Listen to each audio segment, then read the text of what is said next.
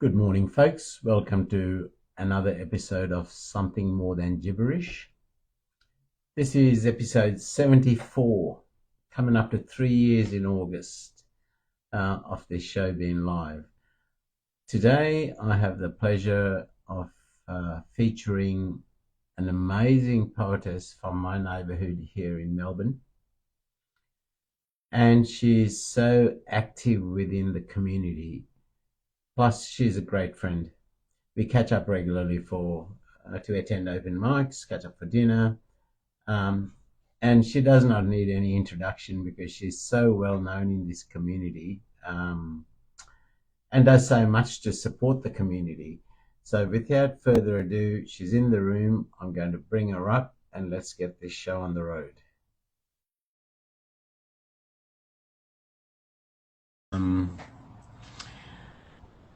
So looking forward to this feature. Hello. Hello. So good to see you, Angela. Oh, it's all right.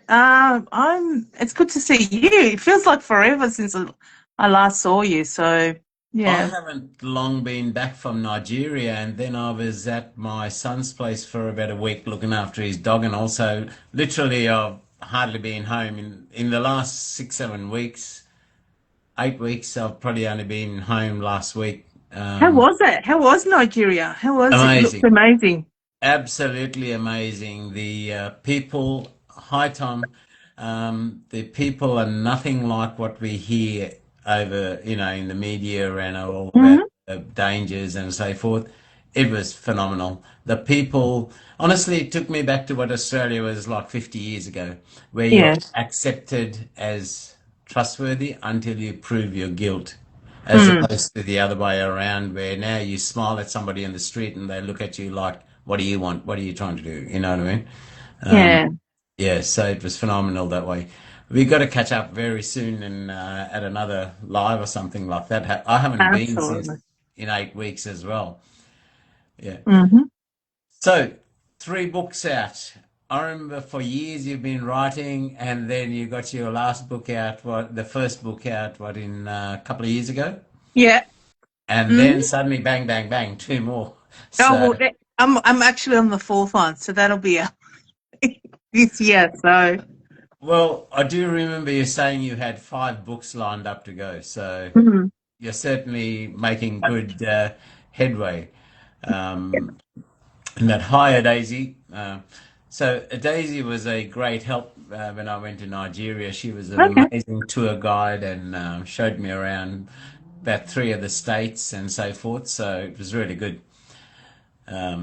So yeah, when we catch up, I've got a lot to share. It's been really good. Yeah. Mm. Mm. No, it's good. I can't wait because I can imagine that having someone that's local at least that can take you to places that are extremely wonderful and not necessarily somewhere where unless the locals show you where to go sort of thing and food and meeting people I think would have been extra. Yeah, It's I understand what you're talking about, what Australia used to be, which was about community and and acceptance of who you are, no suspicion, and no expectation other exactly. than to get to know each other. There wasn't this huge expectation that you had to provide something to them, and I think that's what's missing these days. You don't know who your neighbours are anymore. 100%. It's nice to be, to me, it's always nice to be accepted right up front as being trusted until you do Hmm. something to prove guilt, than treated as guilty before you even commit a crime. You know what I mean? And that's the sad part where we've come to in the Western world. And in Nigeria, I was just accepted uh, at face value in total Hmm. trust. And uh, one thing I would say is like I always like seeing any place through the eyes of a local, but particularly in Nigeria, having a local contact, it really does help.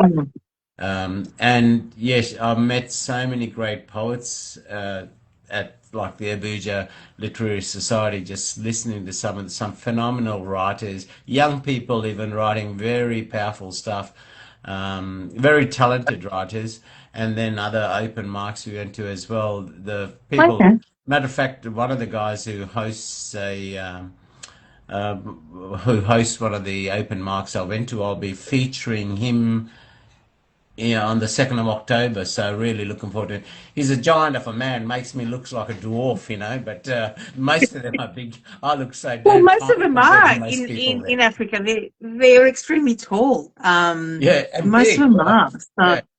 I felt like a midget. I really did. So, well, they are warriors. Like there's a culture of warriors, and and I think people forget that that's in Africa. There's just an incredible array of literature, warriors, in nature, moving with nature, and advocates because of the kind of incivility that they've had to face as well. So who forgets that? So yeah, no, it's a place I've always wanted to go, like just anywhere, like Africa. But I think it's something we'll have to. Probably a little bit later. I think yeah. I'll do. But yeah, I've always wanted to say I've been to every continent. Well, this was my first stepping in the African continent. So it was Yeah. first in Nigeria and a first in the African continent, and we Mm. applied for a visa for her. So hopefully, if that comes through, I'll be able to return the favor and reciprocate Yeah. her hospitality when she gets here. Hopefully, obviously not in winter because the poor girl will freeze here. Like there, if it's in the middle of the night, it's like 30 degrees. So, No, you don't want to do that to her at all. But yeah, when she does, please let me know. I'd love oh, for to sure, yeah, meet her. So yeah. definitely. And so now these next two books you did, they were a lot of collaborations.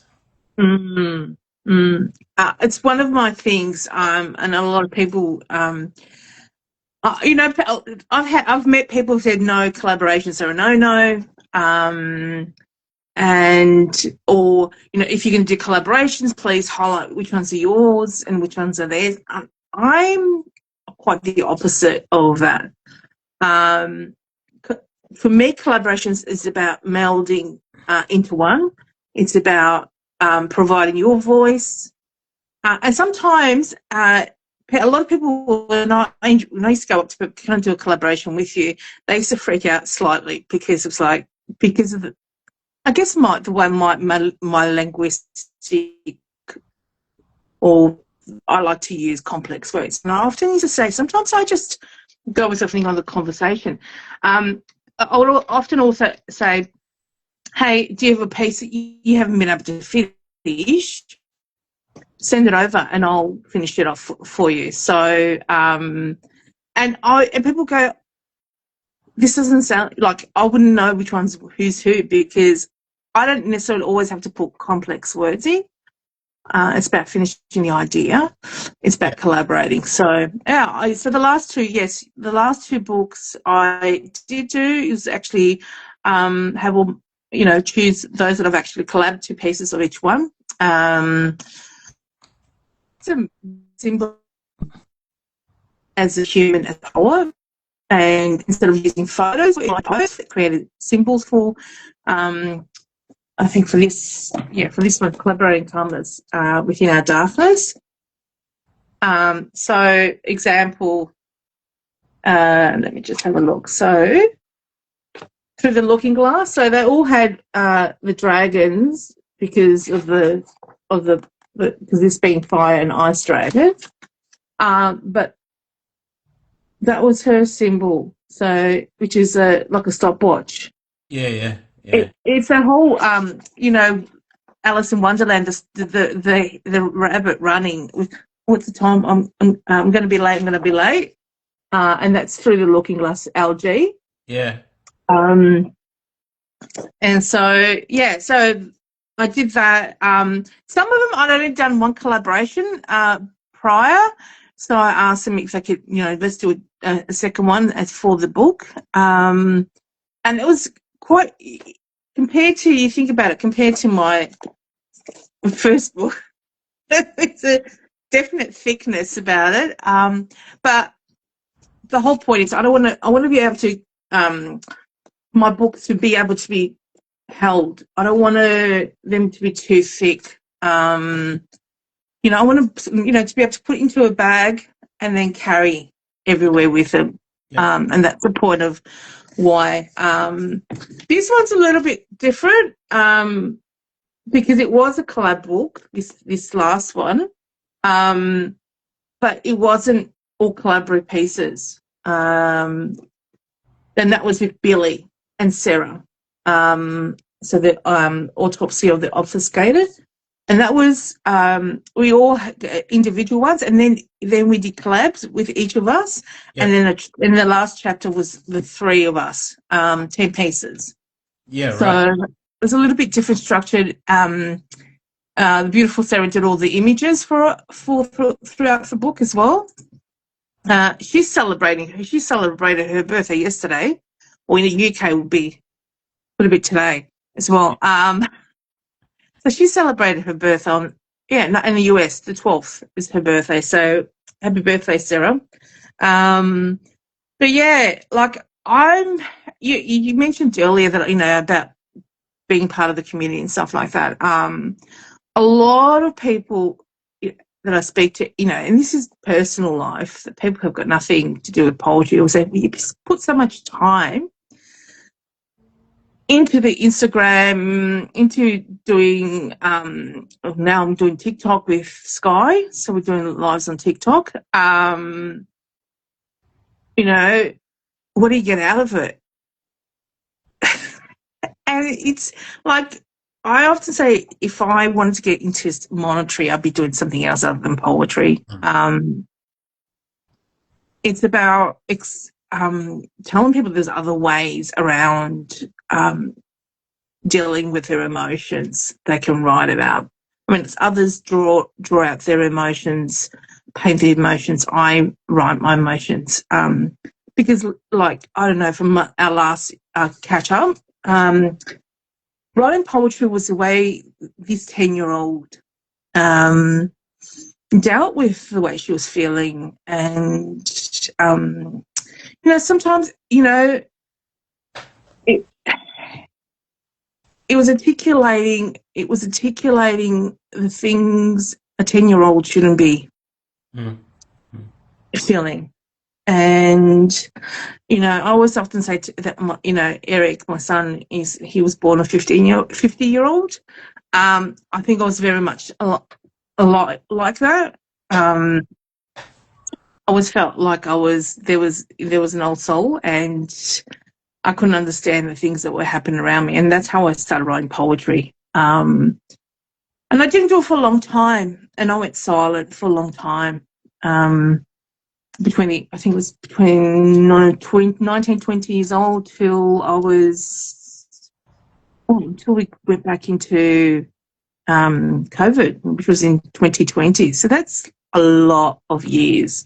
I was still writing, but I wasn't publicly showing people like I used to, and reading it and stuff like that. Because it was more like journals, and I think a lot. There are some poets that actually write in their journals, and they use moments in time to write poetry. And that one of them is that incredible Robert Cosy author.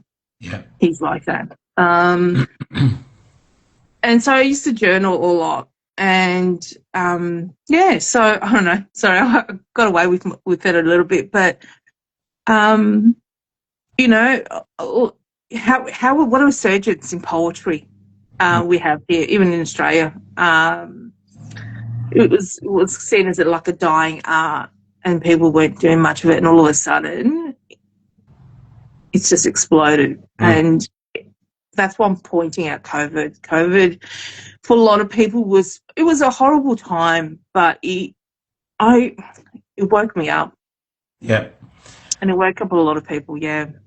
Well, after meeting Eric a few times, I certainly vouch for it. When we catch up and I speak to Eric, I don't feel like I'm speaking to a 14, 15-year-old child. I feel like I'm talking to a grown adult, quite Mm. mature in his views and his sort of, his the way he communicates and so forth. Yeah, he definitely is an old soul. Is not your normal 14, 15-year-old that I can, yeah, vouch for. Um, Mm. Always love catching up with your whole family as well. It's Mm. always been a great time. And you're right about the resurgence of poetry, particularly here. Like, I mean, when we go to open mics, like the last one we went to, the one in Carlton. I mean, that would have Mm. had in that auditorium, that would have had Lots. plus people there, right? It was packed, which is Mhm. pretty really on a midweek night. And every night there's so many events happening, you know. Matter of fact, one of the reasons I've stopped going is because I've sort of, if I read, it's my policy that I stay there for the last poet as a courtesy. And some of them are not finishing till like after close to midnight after midnight by the time you get home. And if I'm Yep. going to the office the next day, I'm up at 5 o'clock. So that's one of the reasons I haven't been as frequent as well. Because, yeah, maybe I should go and not read so then I can leave earlier, but still go and, because it's a good vibe as well, it really, Mm. It's courtesy. It's not something that's translated to everyone, but you and I tend to do that yeah, to the end because there's nothing like getting up on stage and all of a sudden there's 10 people just yeah, disappearing.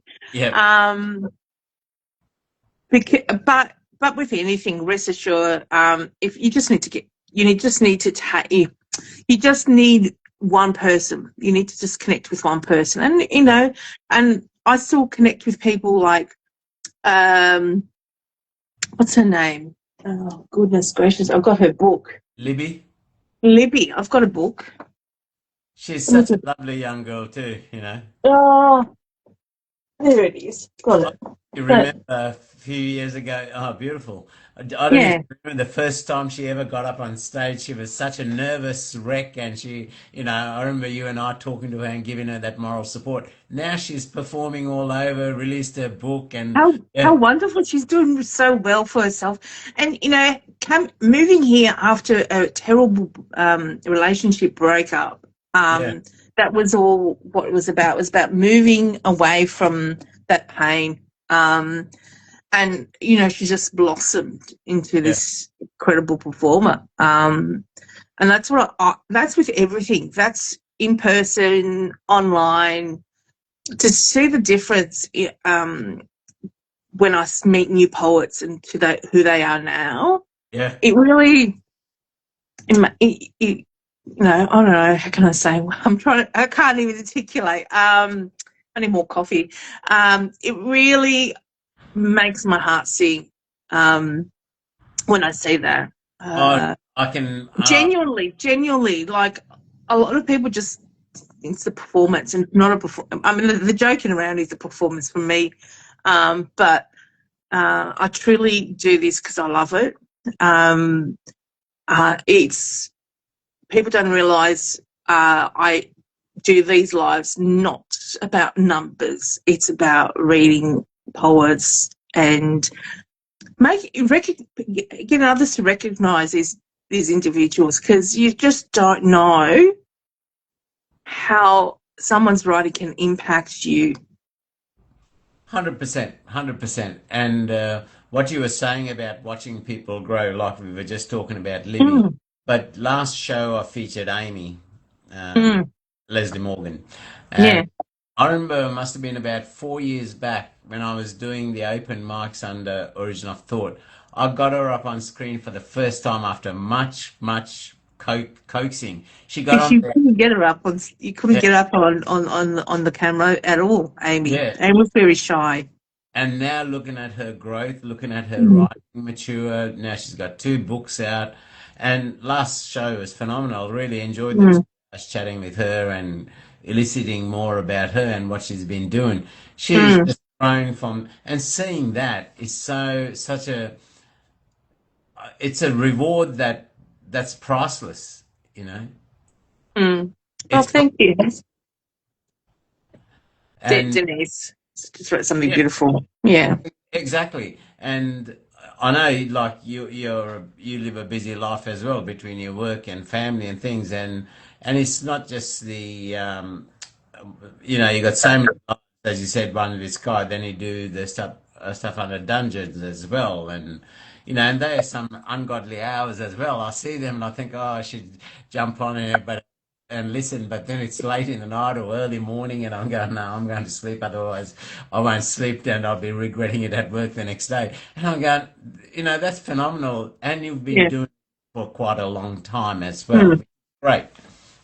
Um, I mean, I had a bit of a pause from the open mics, and I've just got back to doing that. But even that, if I've got things on, because what I was doing was I was sacrificing time with friends and family, and after losing a few, I thought, Mm. promised myself, okay, I'm gonna make time for people.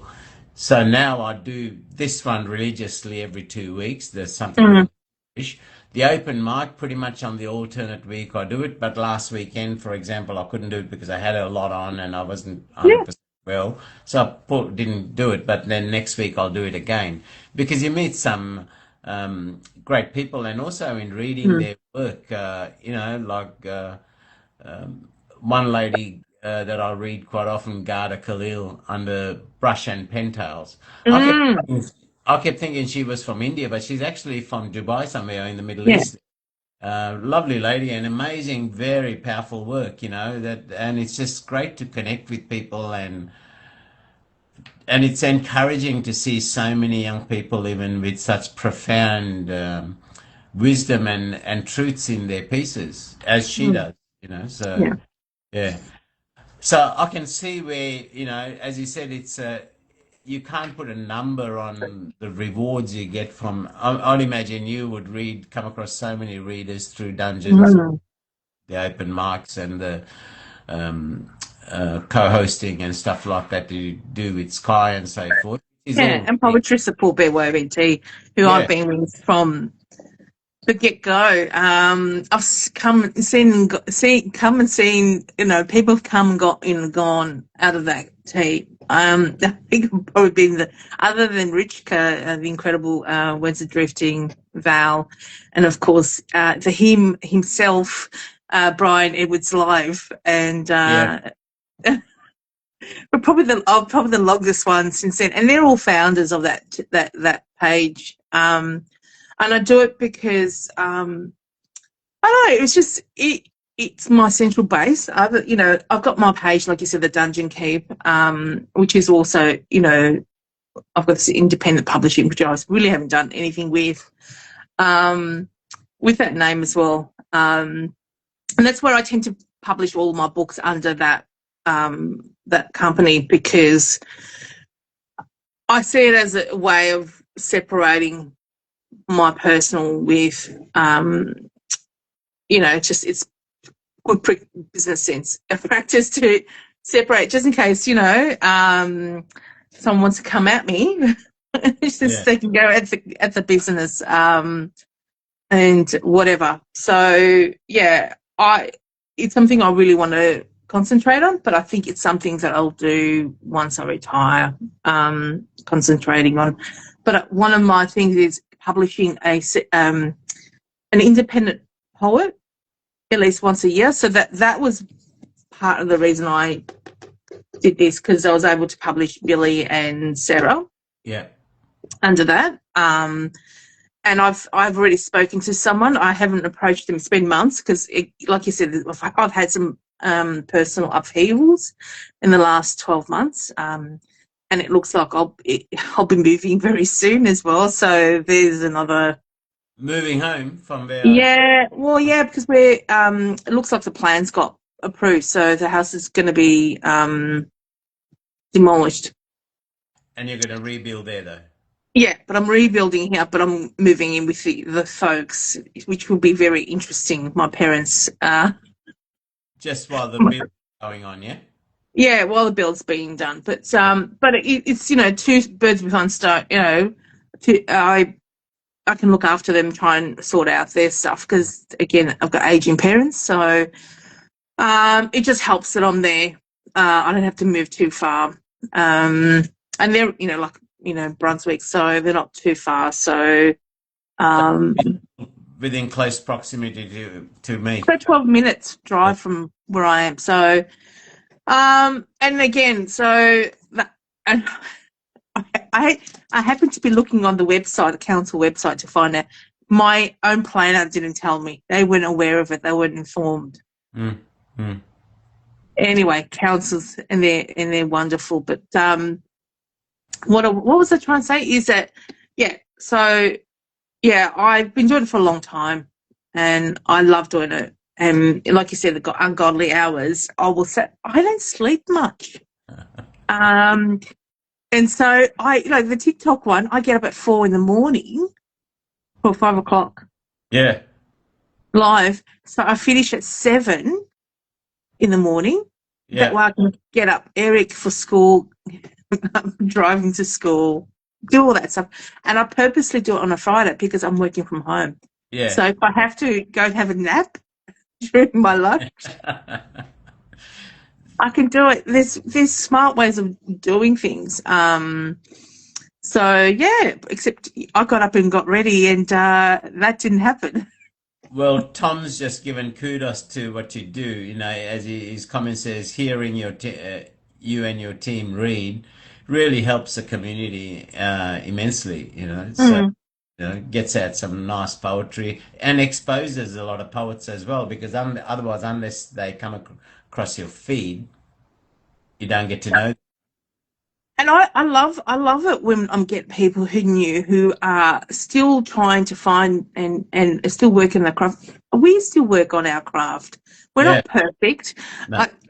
I'll give an example. Well, I'm editing at the moment my poetry, and I've just gone, what the hell was I thinking when I was writing this? And Brand, because Brand is editing because we like to co-edit stuff. She helps with the way the formatting is and stuff. And she goes, "What's your poem? You tell me." Yeah. It's like, Now that's the point too. Through the connections that you made over the Yeah. years in this community, in producing Dakar Darkness, the divinities dialogue, and collaborating darkness within our calmness. Through all that, you work closely, as you said, with Brandy, with editing, and then your illustrations were done. Yes, Joanne. Yeah, Both of my friends, both. Yeah. I was very fortunate to meet Sue-Ann in New York a few years back. Her, Sky, Robert, I got to meet Yeah. Robert, got to meet Barbara, yeah, and I'm very fortunate. When I went to the UK, I got to meet Danielle, Daniel White, Del White Writer. I got to meet some incredible Steve. yeah, SK, yeah, Dead, yeah. and Sharon, Now- and Billy and Sarah. Sorry, Billy. Now that reminds me, next year when Jim comes out from Jim's pen, I've been chatting with him, and I definitely want to catch up with you and with Jim when he comes out. Yes, because I caught up with him last time when he was here Yes. in Melbourne. Yeah. And That was last my year, God. right? Yes. Yeah. He was like, "Oh, I need you to sign." And I'm like, "No." He's amazing. We're both fangirling each other. He's an incredible human poet. He comes to Australia regularly. He's got a lot of friends here in Australia. So, yes, definitely, I'm in. He said his next visit is in 27. I said, keep me posted because I said, definitely catch up with you. Myself and him when he's out here next time for sure. Yeah, absolutely. Now, so the first book, Darkness, was all your work. Then the other two, the next one was a collaboration, and the next one was Sarah and Billy. What's number 4? Is that yours or is It's all my work. So the premise is independent collab, and the last book is actually a novella. So yeah, so it's a book of 5. It's a series of 5. So the novella is actually a story I've been writing with Eric. Oh, right. So yeah, so and I want that. I want to be able to do that. You know, if anything, I write for legacy as well. So I want to have something that we both have created together, because he's a very creative soul when it comes to writing. And I said to him, we know we've got to finish this, and he goes, yes, we have to. We've started writing it, but it looks like we can only, there's only a certain amount of things I can focus on. Yes. But my hands in lots of things. So when we get to that point, I said to him, we have to start doing that. At least as next year, we need to start finishing it. I was just thinking, yeah. Go ahead. Your mentor when you were in your 20s, who made that comment to you that literally crushed you for a while and stopped your writing. Imagine, and so he or she can see where you're at now. 4th book coming out in such a short span of time as well. If only, you'd almost choke on his words or his or her words. He's a tosser. That's all I'm going to say. Look, he, and this was what someone actually said to me. Yes, maybe in his eyes, you're not his thing, but that doesn't mean that you don't appeal to someone else. So his audience is different to your audience. Yeah. And so,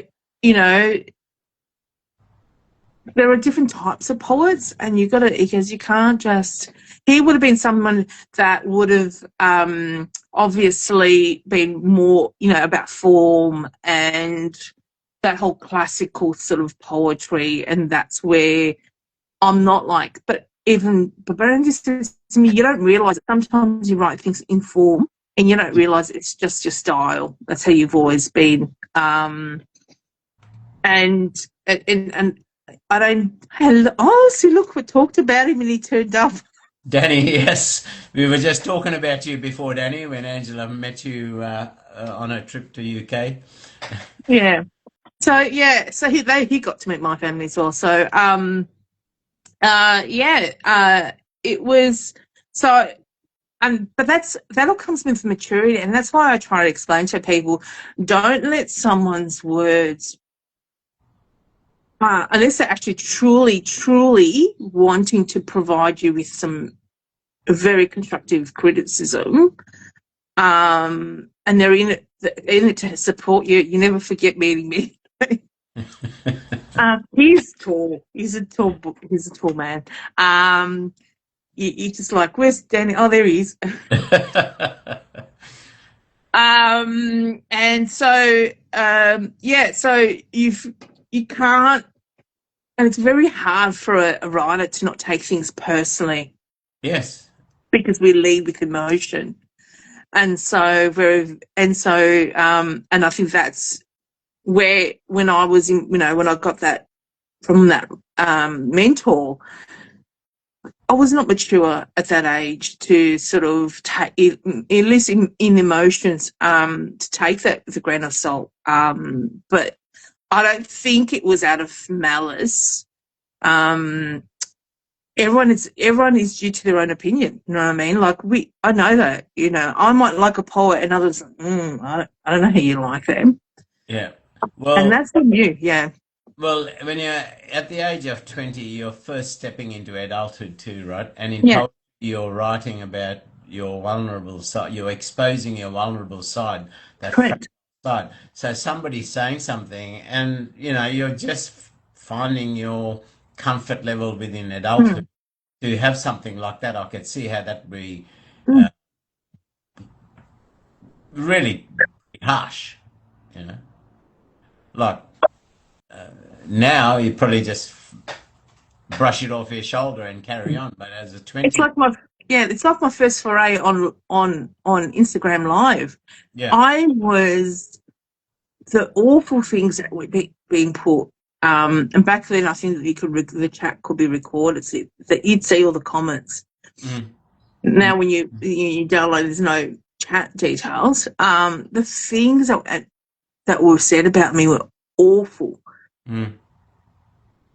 But how do you take it? Do you take it in the, and I logged out. I got off, and everyone's sending me DM. What are you doing? Blah blah blah. The people that really try and support me, and I could have just that could have been it. That could have been my it of lives, not to deal with that kind of. Which is what social media people are so, not comfortable with themselves. Mm. Mm. They just want to tear other people down, or just get on. And I did that. I straight away did that within a few minutes. They convinced me I had to get back on. And I learned that you can block people. Yes. I'm And so that's what I glad. did. I blocked those people, because they came back on trying to do the same thing, to rip me apart. And those were the days when everyone was online, because there was nothing else, because we were all locked away. And I speak for many others, I'm sure. I certainly am very glad that you got online. Because I remember when I first got online, probably 5, 6 years ago, you were one of the first people that I connected through Jeneth, actually, Mm-hmm. visiting out here. And I didn't even realize that you lived 20 minutes up the road from me. And I'm so glad that you did, because you've exposed and showcased so many people in their work that and connects many people through your live readings as Yeah. well. As Tom said before, you really support so many people within the community and really uplift the poetry community in what you Yeah. do. I And let think, me warn people, when you say, "Oh, I'd love to meet you," his mistress will come and meet you. I'm good as my word is. And so that's what ended up happening. I was unfortunate. I missed Justa last time. I was in the UK, but I would definitely. She's one of those people I would definitely love to meet must when be I'm back there again. Aussies if we say we're going to meet some, because I've done the same. I met T Brown Boogie and people like that on my last trip to New York, and Arthurian Mm. young lady met her. Um, and then when I went to Nigeria, caught up with Daisy and so forth. And yeah, well, we're known travellers, and we generally like connecting with people in person. I mean, even after knowing you online, although you live 20 minutes up the road, Mm. meeting you and now catching up with you regularly, it's so much. It's great when you physically connect with somebody that you've known online for so long. You know. It's lovely to meet people and see that they're actually the same as they portray themselves Yeah. online. Yeah. And I know that some have actually said, "Oh, that they're not nowhere near the same person that they portray." Like it's almost like they're acting on, Yeah. and I just can't. I'm an actor, but I can't pretend to be someone I'm not. And I remember, God bless her, Sky. Someone actually said she is crazy as she is on live, and it said 100% worse in person. Like, I don't mean worse as in a bad thing. She's that much more. I think she almost restrains herself online, Yeah. and I love that about her. I've got a video of her. I did this video, and it's her dancing down. I can't remember what street it was in New York. She was doing. It could have more than likely. I have a feeling it's Broadway because of the lights and stuff. And she's just dancing. She's doing twirls, and I'm videoing her because I just thought this is a moment. That's her. Like, you can't keep her down, and I love that about her. She's a gorgeous human being.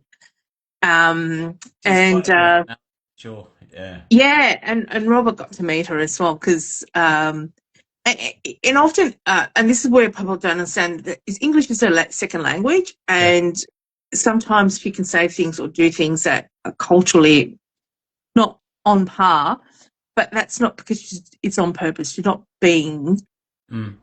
negative or anything on purpose. It's just that how she's articulating her head. But she's also brought me to my knees, like laughter, so much laughter. And also brought me insight into my emotions, because the whole, one of my favorite things she says is, it's just your mirror image. So when you meet people and there's something you don't like about them, it's something about them that reminds you of a part of you that you don't like. So, yeah, so That's very reflect on that. Reflect on that. What is it about them that they're exuding energy-wise in their personality that you're either haven't been proud to show about you, or you're hiding from others, or that you don't want to, or you don't like about that. You don't like that's something you do, you used to do, and now you push it back, Yeah. And I love it. And the other thing is, she says, it is what it is. We like to control things. Yeah. We can't, we could try, but things are sometimes out of our hands, and we just got to accept it and move on. At the end of the day, there's so little we control, and that's ourselves, and that's it. Nothing. That's what I love. And so a lot of the people that I genuinely call friends, I've learned a lot from. Yeah. And that still, have a big impact on me. And I can genuinely say that they're my friends. I don't call someone my friend unless they truly are. That's how I feel about them. Yeah. So yes, but I've been next time I go to the US, not at this point in time, when there's not issues. I'm going south. So I've been told. Right. I've been told that I have to go. Tommy, I might even go to Florida. So watch out. My next trip, I definitely got to catch up with Ragged. Yeah, Texas is, because that's where Sky's living now. So yeah, so or anyone that's around that area, and it's hilarious though. People live there. They're only miles apart, but I have to turn up for them to finally meet. Like, what the heck is going on? Like, do you know what I mean? Like, like Barbara and Robert, they hadn't met. They both live in New York. Yeah. It's like, Robert's, well, both of them are beautiful souls as well. I mean, Barbara is so active, and Robert's an amazing writer and a beautiful soul. He supports so many people as well. He gave me one of the most precious gifts when I was in New York, and that precious gift is a book, a poetry book that his mother wrote. And he's only got a few, and I was fortunate enough to get a copy of this book. I'm so blessed. That's and it's pride of place in my bookshelf. And I often pull it out and say, this book was written, and people are like, what? And I went, yeah. And I was very fortunate to be one of those to have a copy of it. It's incredible. And you see where he's that writing skill that comes from the gift. Yeah. Now, speaking of books, where is the best place, or how can people access your 3 books? All right, so I have a website called the Dungeon Keep, athenaeum.com, and you can buy it from there. No, not AU, just I think. Hang on. On your bio, you had AU. That's why. There you go, AU. Then it's AU. So yeah. So and they get cheaper than you would get it from Amazon. Plus, you get my signature, and you get some little goodies in there as well. So there's that one place. There's Etsy. It's very similar to the same thing. So Etsy. I've got an Etsy in my bio link as well. And then the rest of them are directly from Amazon, or what was the other place that I? Barnes and Noble. No Barnes and Noble. Oh goodness gracious! Let me get myself up.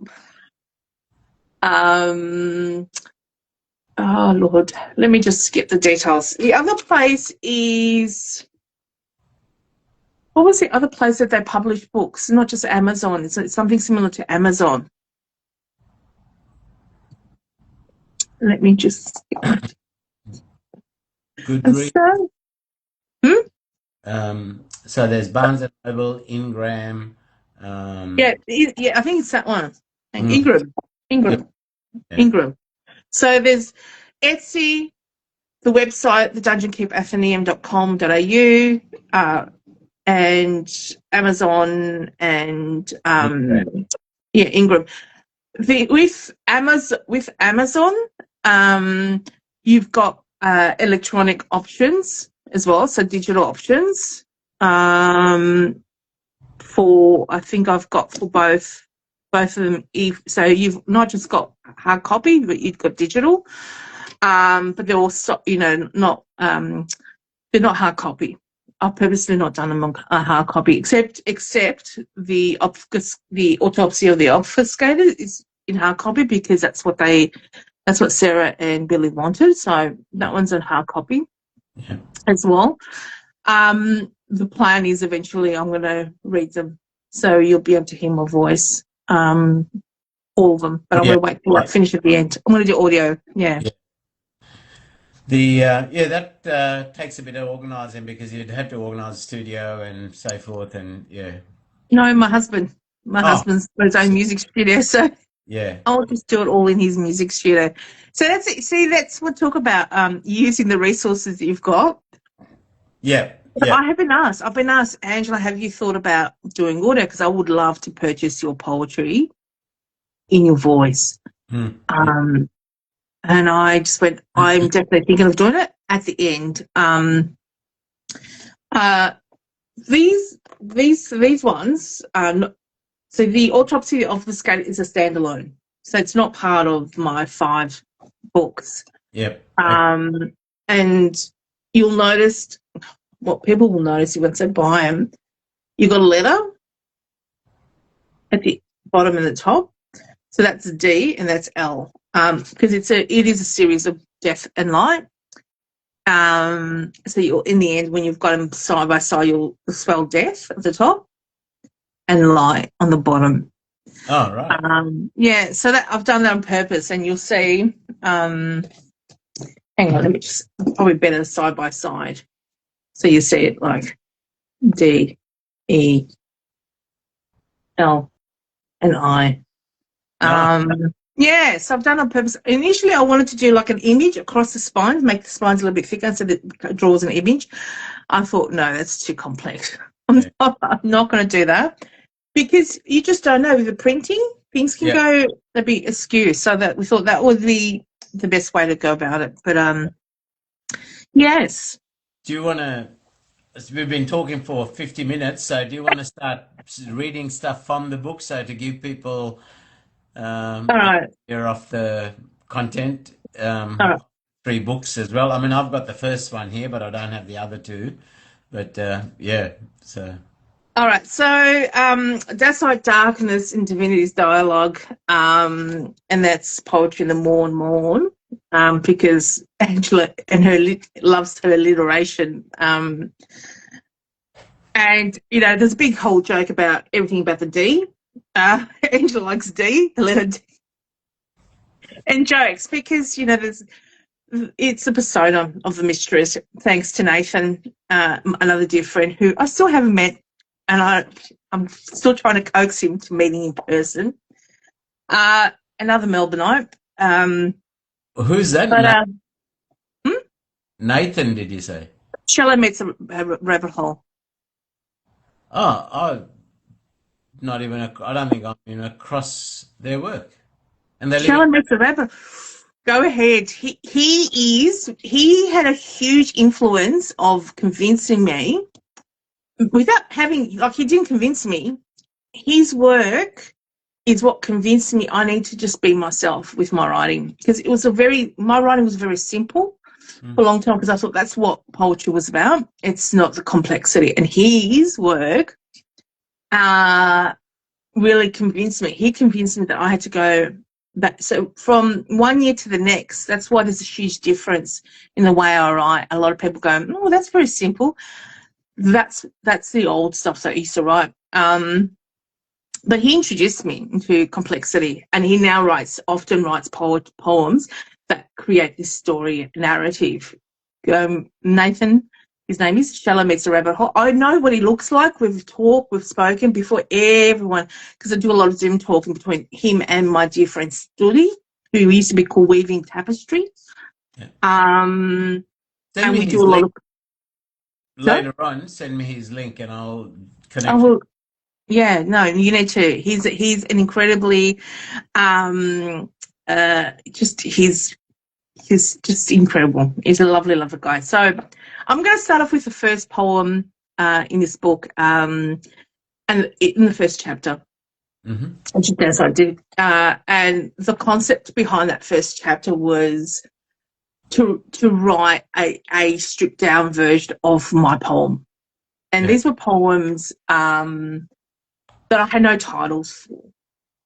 And so in that first chapter, you'll see Psalm 1 and then Antiphon 1.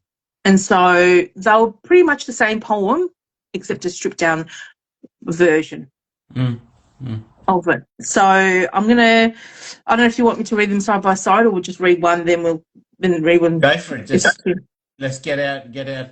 But before you start, now in your bio, I think you might have missed something. Yes. So she has written 3 books. Her first in 2024 was Das Art Darkness and Divinity's Dialogue. I probably haven't updated it, yeah. And your second in 2025 was a collaboration with dear friends Sarah and Billy. What was and then the third was collaborating Darkness within our calmness. Same year, 2025, yeah. Yeah. So what was the title of the second book? The second book is The Autopsy of the Obfuscated, because this one here, The Autopsy of the Obfuscated. I released before.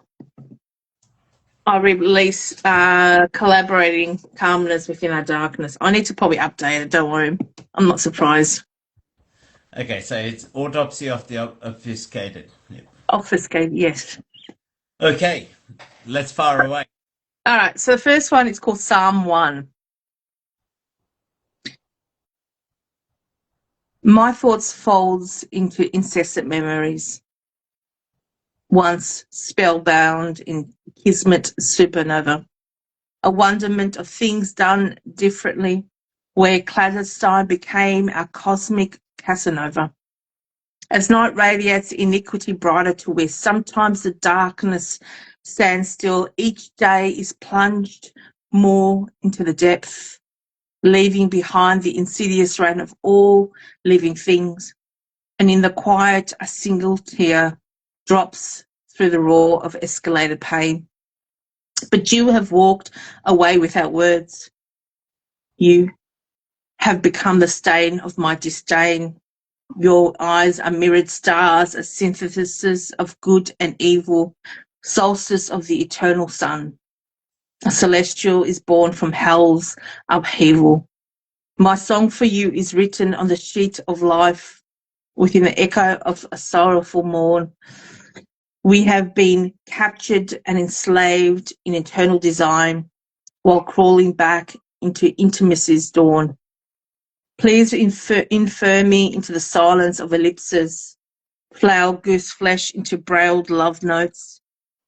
Know my shadow as she speaks in eclipses, roaring into sentiments, path and misquotes. We have become a cult of love's devotees. As star-crossed soulmates, we swear the mark inside a composition of broken sacred melodies, fated to be twisted in the depravity of a Luciferian heart. And I guess that's all about heartbreak, and the things that heartbreak leaves behind. Often it's in the way that you move, the way that you speak, and the way you deal with people. It doesn't necessarily mean it's an outwardly scar. But it's all about emotions. So did you want me to read the second one, which is the with that, you said it exactly before, as Kai said to you. It's that interaction. It's that reflection in the mirror of seeing our part, right? Mm. So yeah, yeah. Go for the next. Yeah.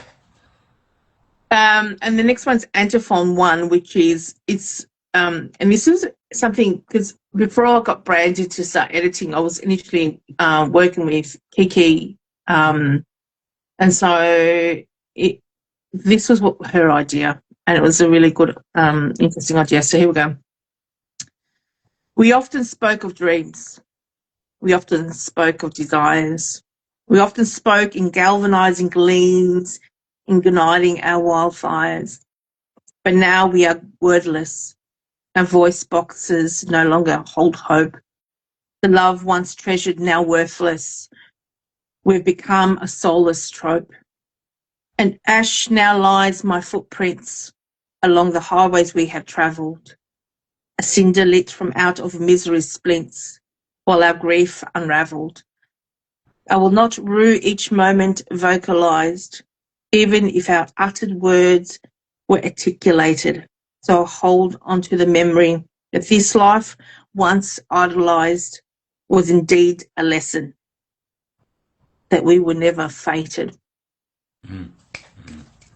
And so, like in the first one, you can't really know what it's trying to tell you, but in the second one, which is which was a little bit more stripped down, you understand, you can tell, you can articulate what exactly is happening, and then it is about love broken. So yeah, so that was that whole concept of that first chapter. So you'll see if you read them side by side, you sort of get an idea of what I try to write, because I don't know, with me, I tend to write a lot about things that are happening in my life, but I don't exactly say what.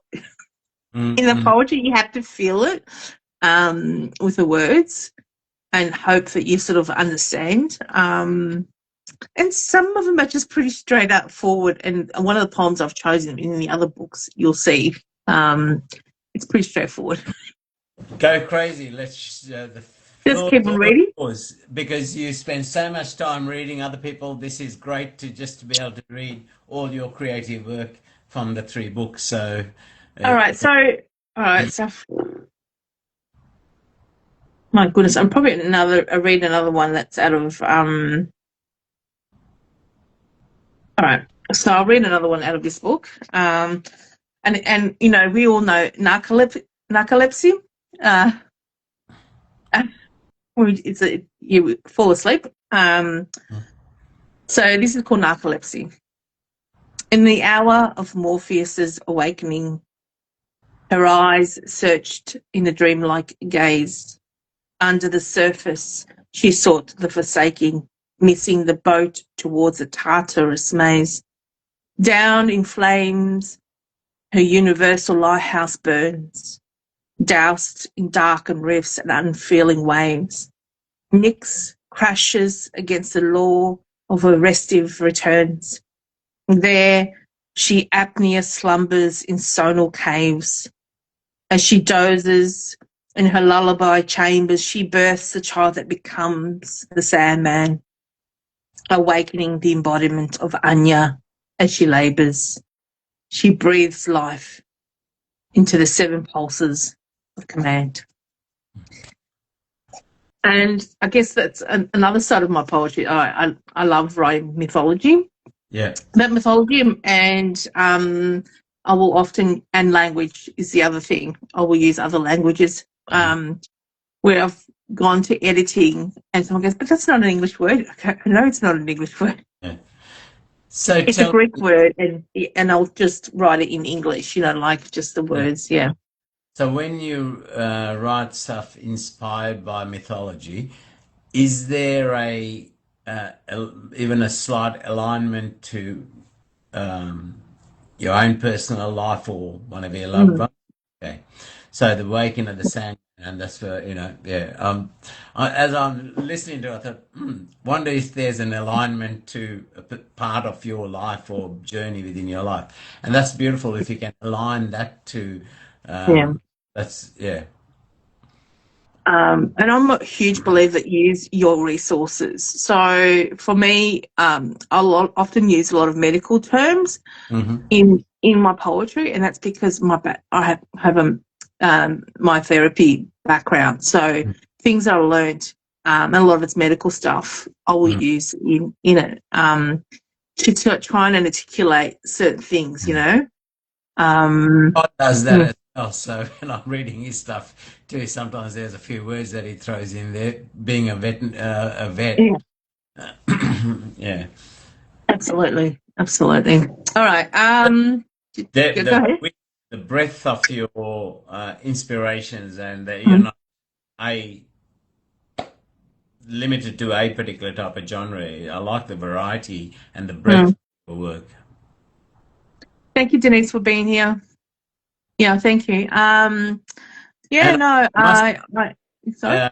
the audience, every time that we've been to a in-person live, Mm. your recitals on stage has always really touched people. Really, they've been Mm. amazed that you're writing. There's consistently every live we've been to, there's been people who've really connected with your work, which is a credit to the your ability to be able to touch a wider audience too, from Mm. young to old, from all different walks in life, and that's phenomenal.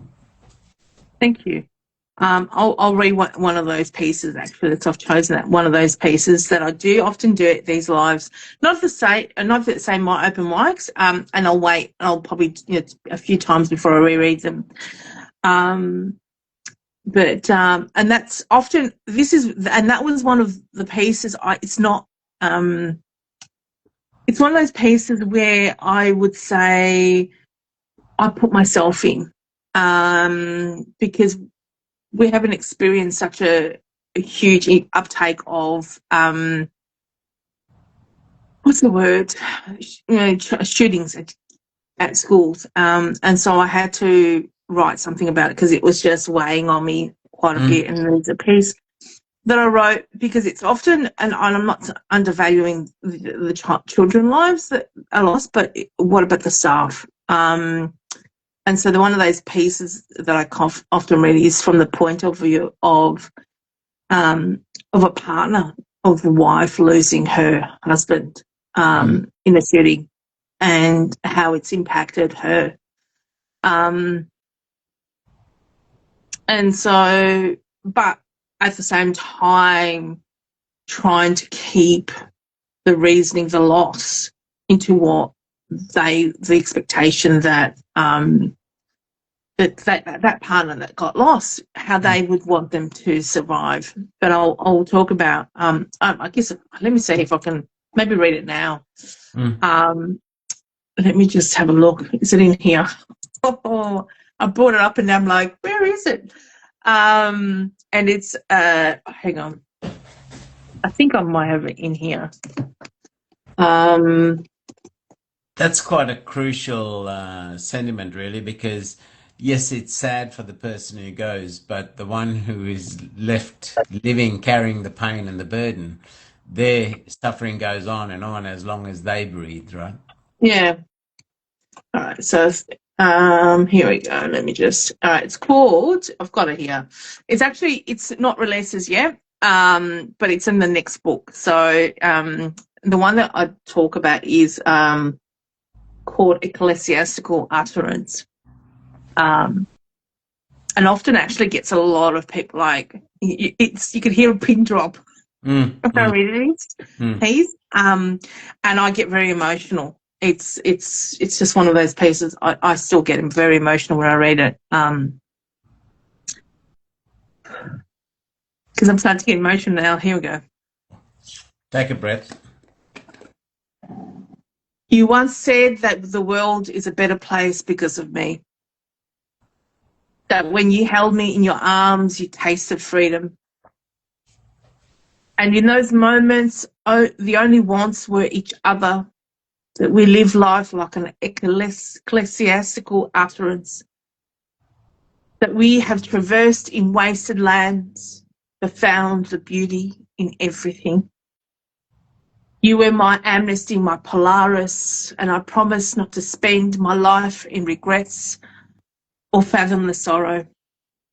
For I was blessed to have known that what love could be. I never needed to dream this, as this was once my reality. I knew in order to survive, I could not sit in the space of remiss. But I still wish I could hold you just once more, away from the solitary abandonment. But instead, I was incessantly bereft. I've been the one left in identifying you, dashed from trauma, but holding on to hope. But I heard it go bang. Down the barrel, your life was measured. Through telescopic sight, a pure soul now encased in lead. In his image, the reaper wept. While I tried to find solace in forgiving, I closed my eyes away from the darkness. I dreamt that your life was still as bright and present. That I opened my eyes, then I opened my eyes with a smile on my face, moved my searching hand across to your side of the bed. Then came the waves of aching pain and unearthly sobs escaping these lips, the ones you once kissed. Yet another cruel reminder that you were gone, and inside me all that I am felt dead. So I thought of happier times with you. You've become my Lazarus stone, brought meaning to this and safety in the afterlife, and I will not let the memory of you be tainted, even when it flies in the face of justice. Even when my humanity has been parted like the Red Sea, will switch life off its orbiting destruction. I will switch life on determined revelation, and I will tend to the garden of sensibility. I will never forget the feel of your skin, an aphrodisiac of treasured memory, as I bathe in the holiest of lights and focus on all things that will make me happy, even with half of me. That is so profound and so touching. I can see it'll be hard to hold your composure. Mm, You witness that in friends and family and all that, saying that goodbye to a loved one, mm. because it brings back, floods your memories, right? I mean, I Yeah. know it's written 30 years ago, even when I still read it now, it chokes me. Mm, So, yeah, you held your composure really well through that. A beautiful piece. yeah. Um, yeah.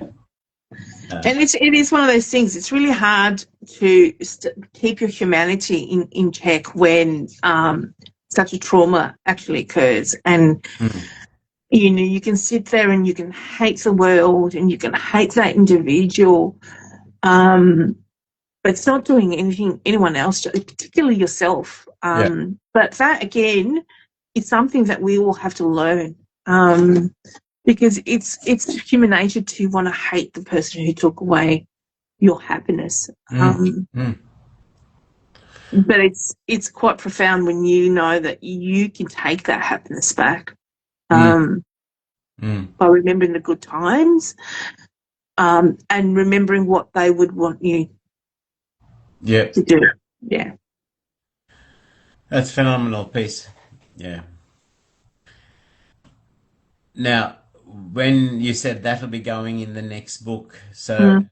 always, Angela, whenever you have things happening, you know this door's open to you, right? So when the Yeah. next that even, we'll have to let me know, and we'll, Mm. as I said, it's never the last time. It's only just another event. So this door's always open for whenever you want to Thank promote. you. Yeah, thank you. Yeah, the next book I've called it Beneath the Blemished Moon. Oh, I Um, love that title. yeah, Oh, yeah. that is amazing. Um, Yeah. Yeah, thank you. And it's the cover. I wanted it to be very. I had to be very sensitive about because that whole idea of cultural appropriation because I wanted it sort of to represent a dream catcher, but not be the dream catcher, because dream catchers are, they're synonymous with the Indigenous, Americans,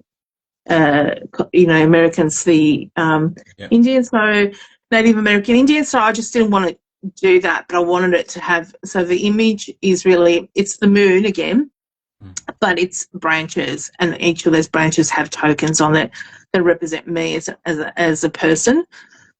And as a writer, so it's the whole idea of catching your dreams. So that, and often people go, writing. I'm not making. It's not about money. It's about just having a legacy and putting things out there. So so I will continue to write like I do because I want to. And that's it, exactly. What happens is secondary. Yeah. But doing your passion and what is meaningful to you, living your heart's dream, that's what's primary importance. So I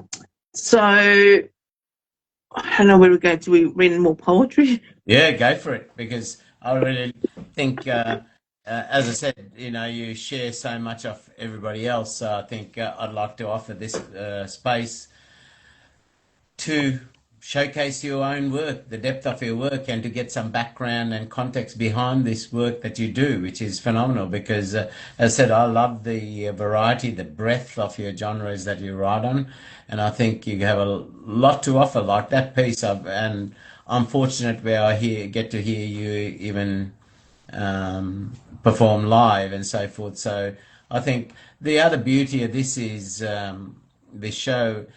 It reaches worldwide, right? When I release it on many mediums. Even our next guest, Letitia Scott. Oh, I'm looking forward to that, actually. She's from Jamaica, and I've got I've had a few people from Nigeria, a few from the States, yourself. Danny was from the UK. So I like connecting and showcasing people's work from all over the world, and similarly sharing that with the wider world. So let's showcase your work to as many people.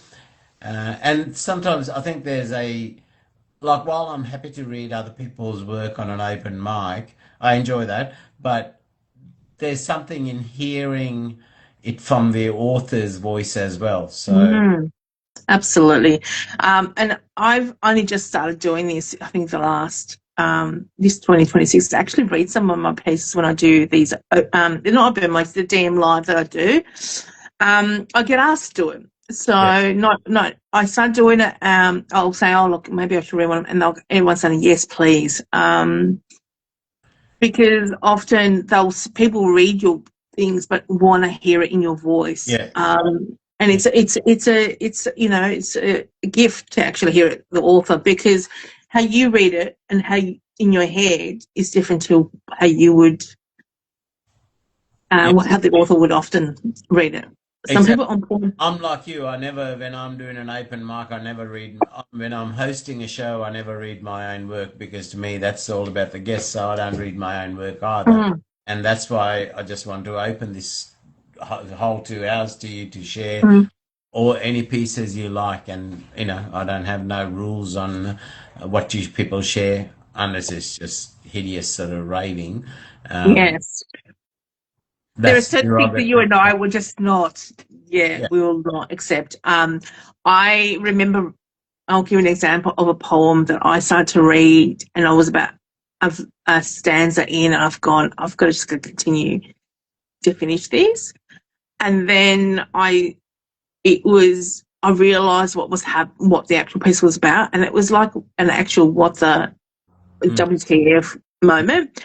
And then I was I don't want to humiliate the poet on a live, but I damned and said they're not to send me anything like that ever again. Yeah. Because I read things cold. So, and you can actually see my face change. Yeah. And you can actually, because my face says it all. And you can see and I'm trying to be professional, and I'm thinking I'm not getting paid for this, so I can.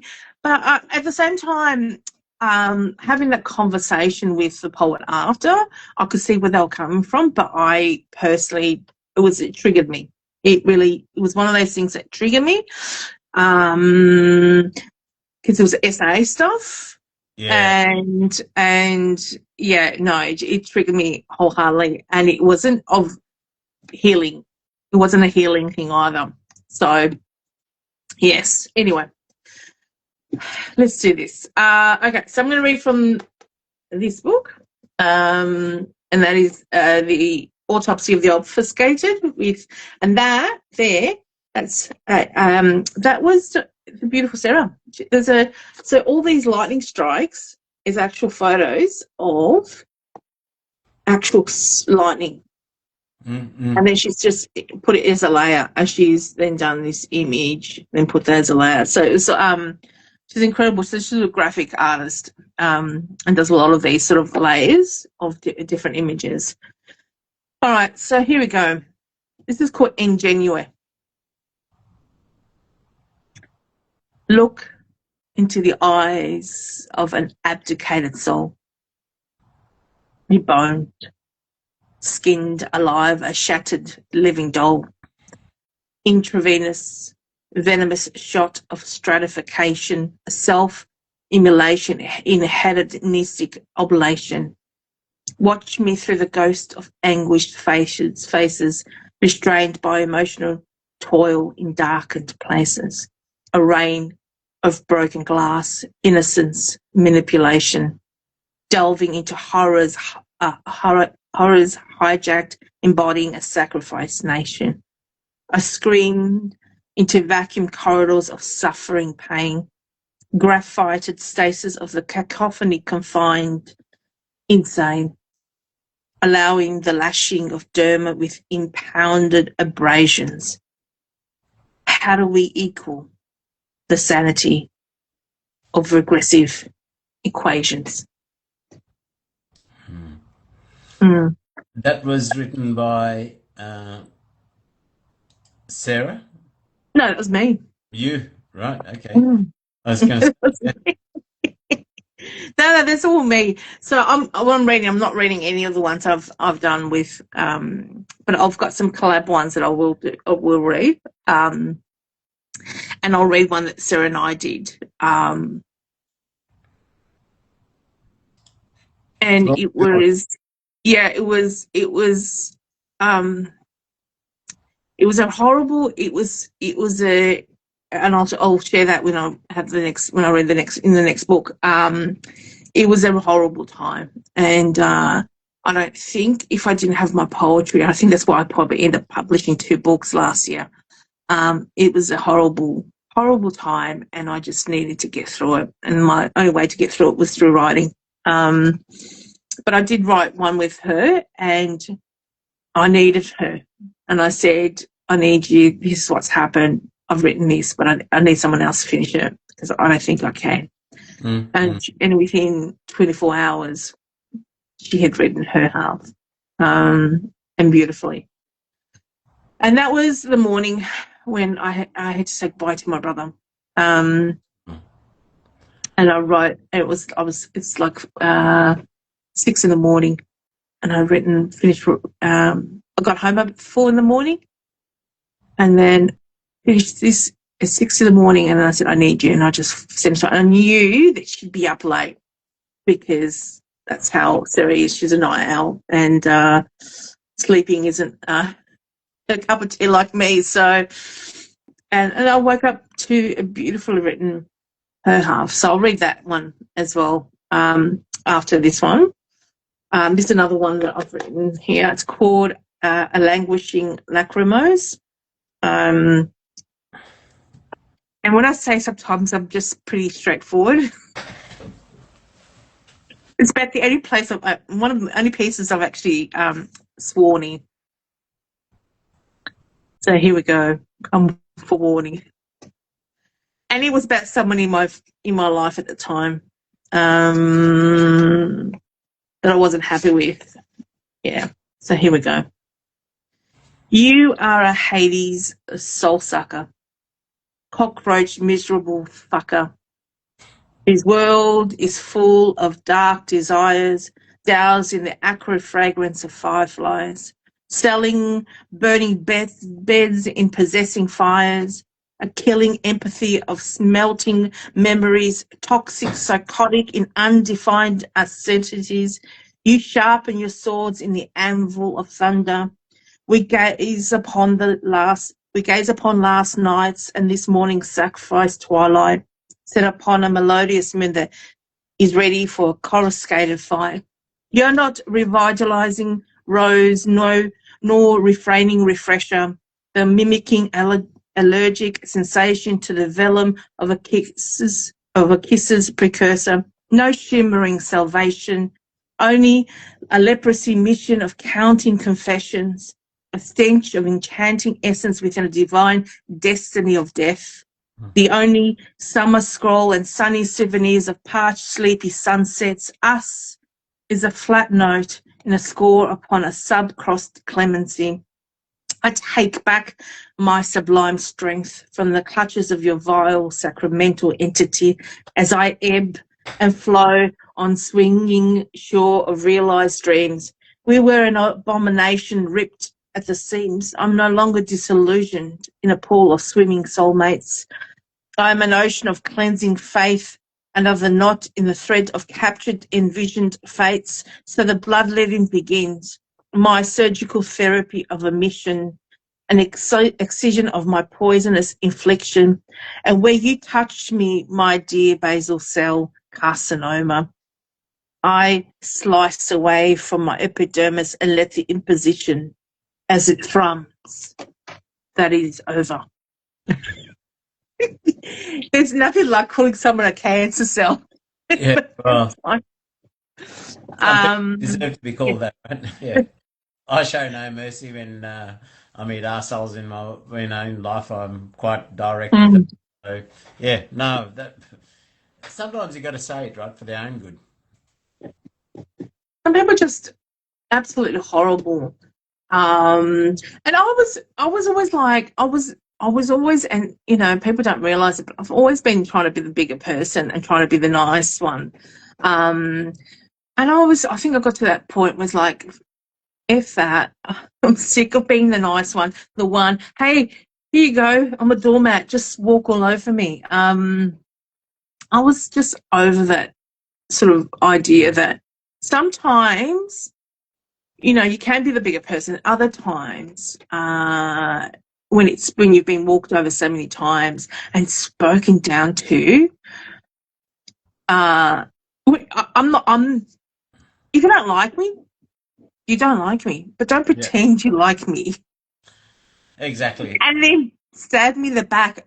There's nothing than liars. I can't handle people who are liars. I have more respect for people who are just straight up going, I don't like you. Yeah. That's fine. That's on you. You know? I align with that so much, Angela. As you know, I usually don't give a rat's ass about what people think about me. I'm just me. And I'm, you know, like, I don't have to accept anybody that I don't want. And I'm quite blatant in making my views felt. Similarly, I don't expect anybody to do that. I'm everybody's cup of tea. And if you don't like me, fine. Trust me, my life will go on and I will not lose a wink's sleep. You know, life goes on for me. The second nature. Daisy was quite funny. She differentiates. She goes, Rainier is the gentle console and Giles is this harsh person. She goes, can you put Giles to bed when you're near me? Because Giles is that ruthless mercenary who takes no prisoners, and Rainier is the compassionate soul. So, as you get older, you know, it gets worse. Well, exactly. You know, I don't take prisoners. I'm like, you know what? I don't like you. And I think I might end up saying it to someone one day when I'm alive at an open mic. And there's two of them, but one of them's got the picture when I've ignored him, but the other one keeps on coming and saying hi. She's your favourite. She loves you. That's where she comes up. Oh, yes. Good God, they got a fan there that, yes.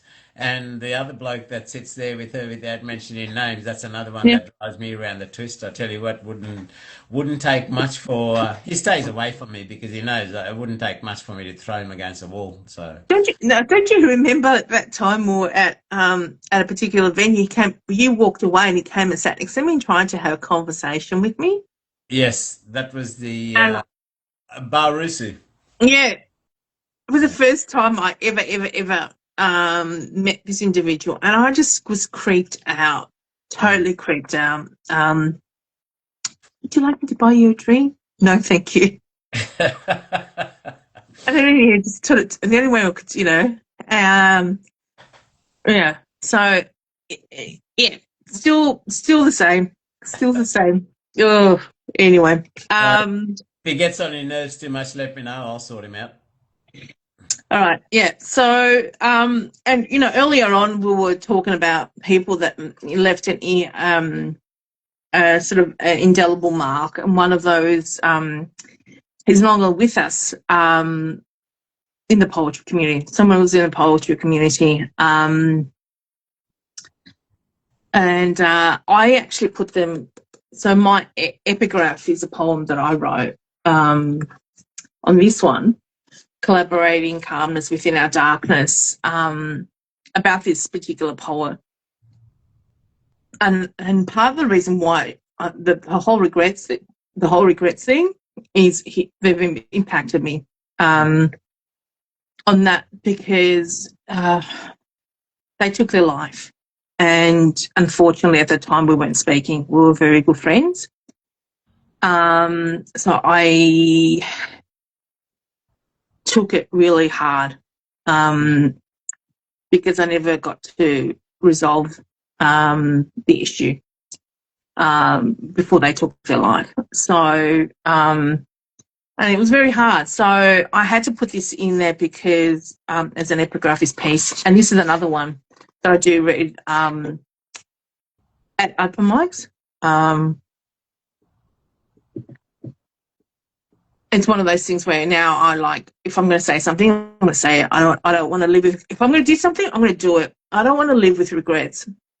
And that's how I'm with Eric as well. Like, all three of us actually.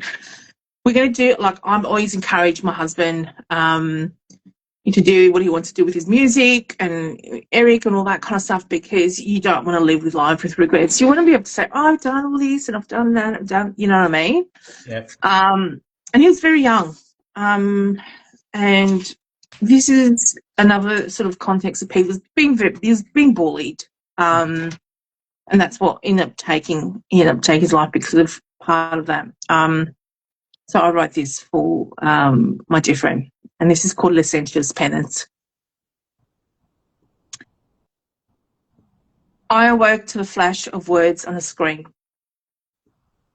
Or was it the suffering of universal screams? No. Stop. I beg of you. Then I heard the astral-travelled sobs. I cannot sleep because all I can see is you crying in the darkness. I am hermetically blindfolded, barely facing each day, numbed and restrained, crushed with tribulation from what you will never know. You deserve to be held in reverence eternally. But there are only mournful cries in place of the smile I sought to see. Now I can never tell you I'm sorry. You've grown your wings, and another angel has left this mortal coil with an unfinished story. Shh. Shh. Let me cradle you in sentiment, mythically spellbound in cosmic element. No more notes of joy, no more northern star, just the sound of drowning from the liminal space of a ruptured heart. Unfettered regrets, cloaked in the hollow guilt, wrapped in asphyxiation under a stitched suffering quilt. Dormant chance of truncated potential, my confidant in the shadow of quintessential. I'm trying to recompense in the peace of your choice, but I never will. All I can do is hold you in your transcendent voice. If only I could.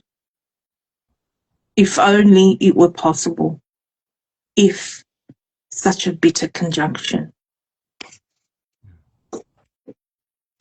And so, yeah, that was that, you know, to wake up to my phone. I don't know what possessed me. I was like 2 a.m.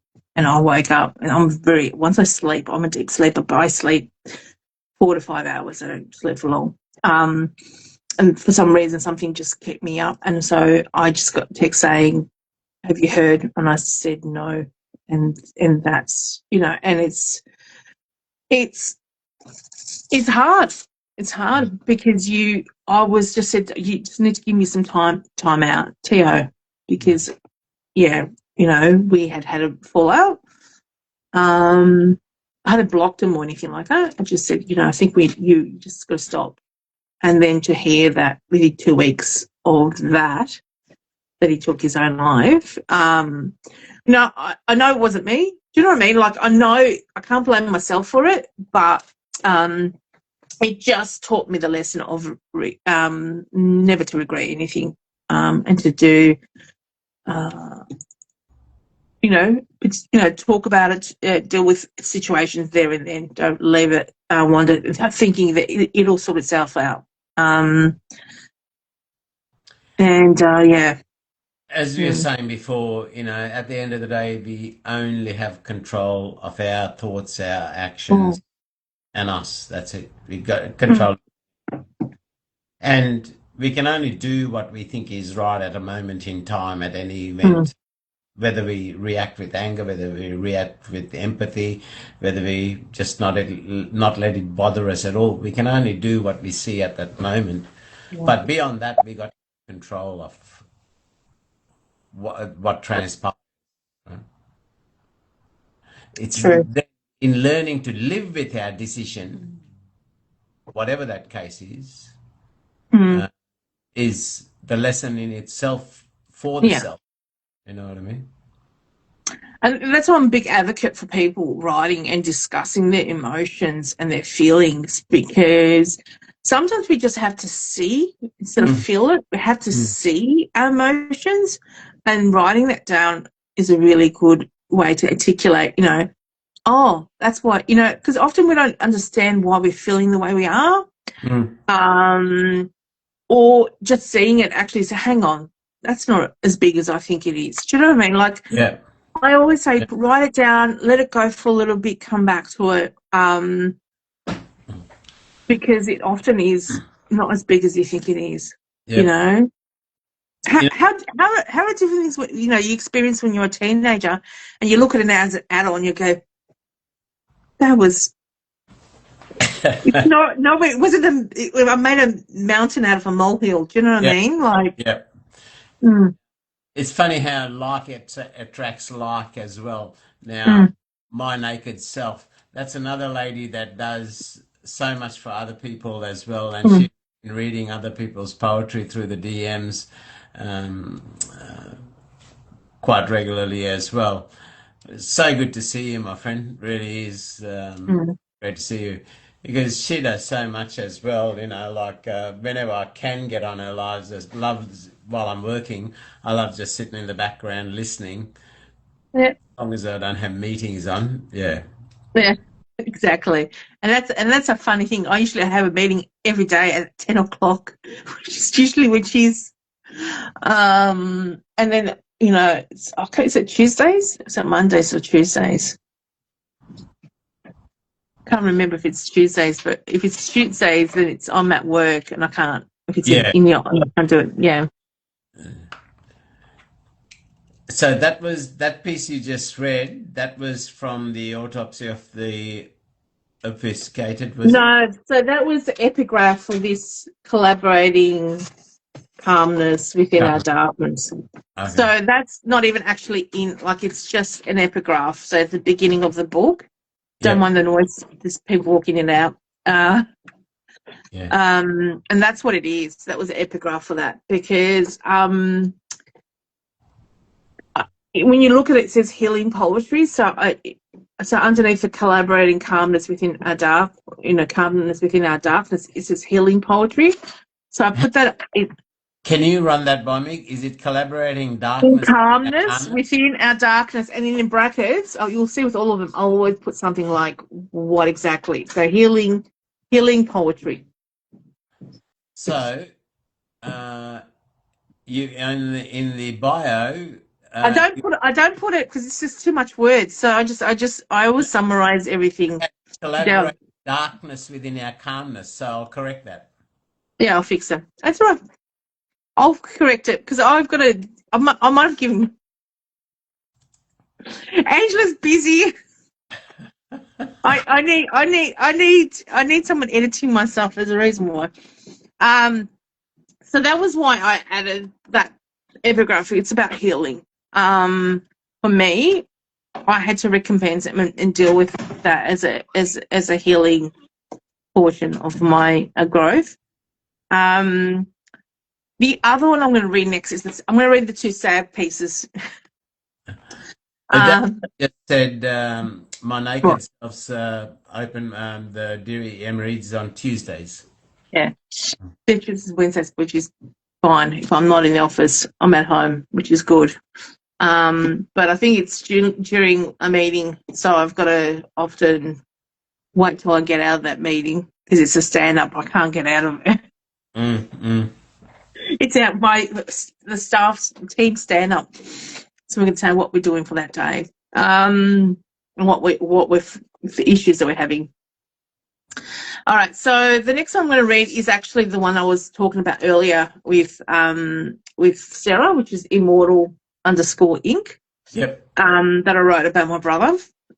It's the last poem in this book. I purposely did that. Yeah, so that was on purpose. I put Sarah last because of that poem, and I wanted to make it the last piece in it. So hang on one second. Well, that wasn't that long ago either, was it? Your brother passing on.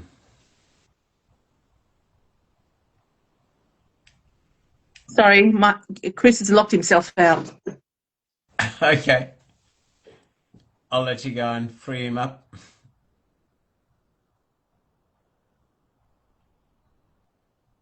No, sorry. I've had to get the 15-year-old to open the front door.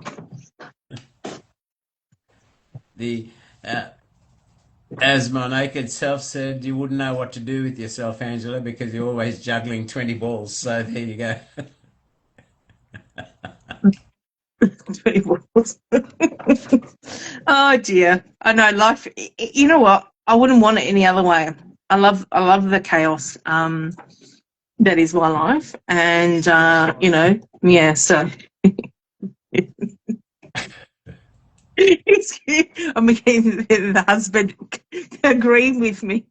How is Chris? Oh well. Yeah, he's doing well. He just went shopping. He's a good man. Yeah, so he went down to the markets and got some shopping.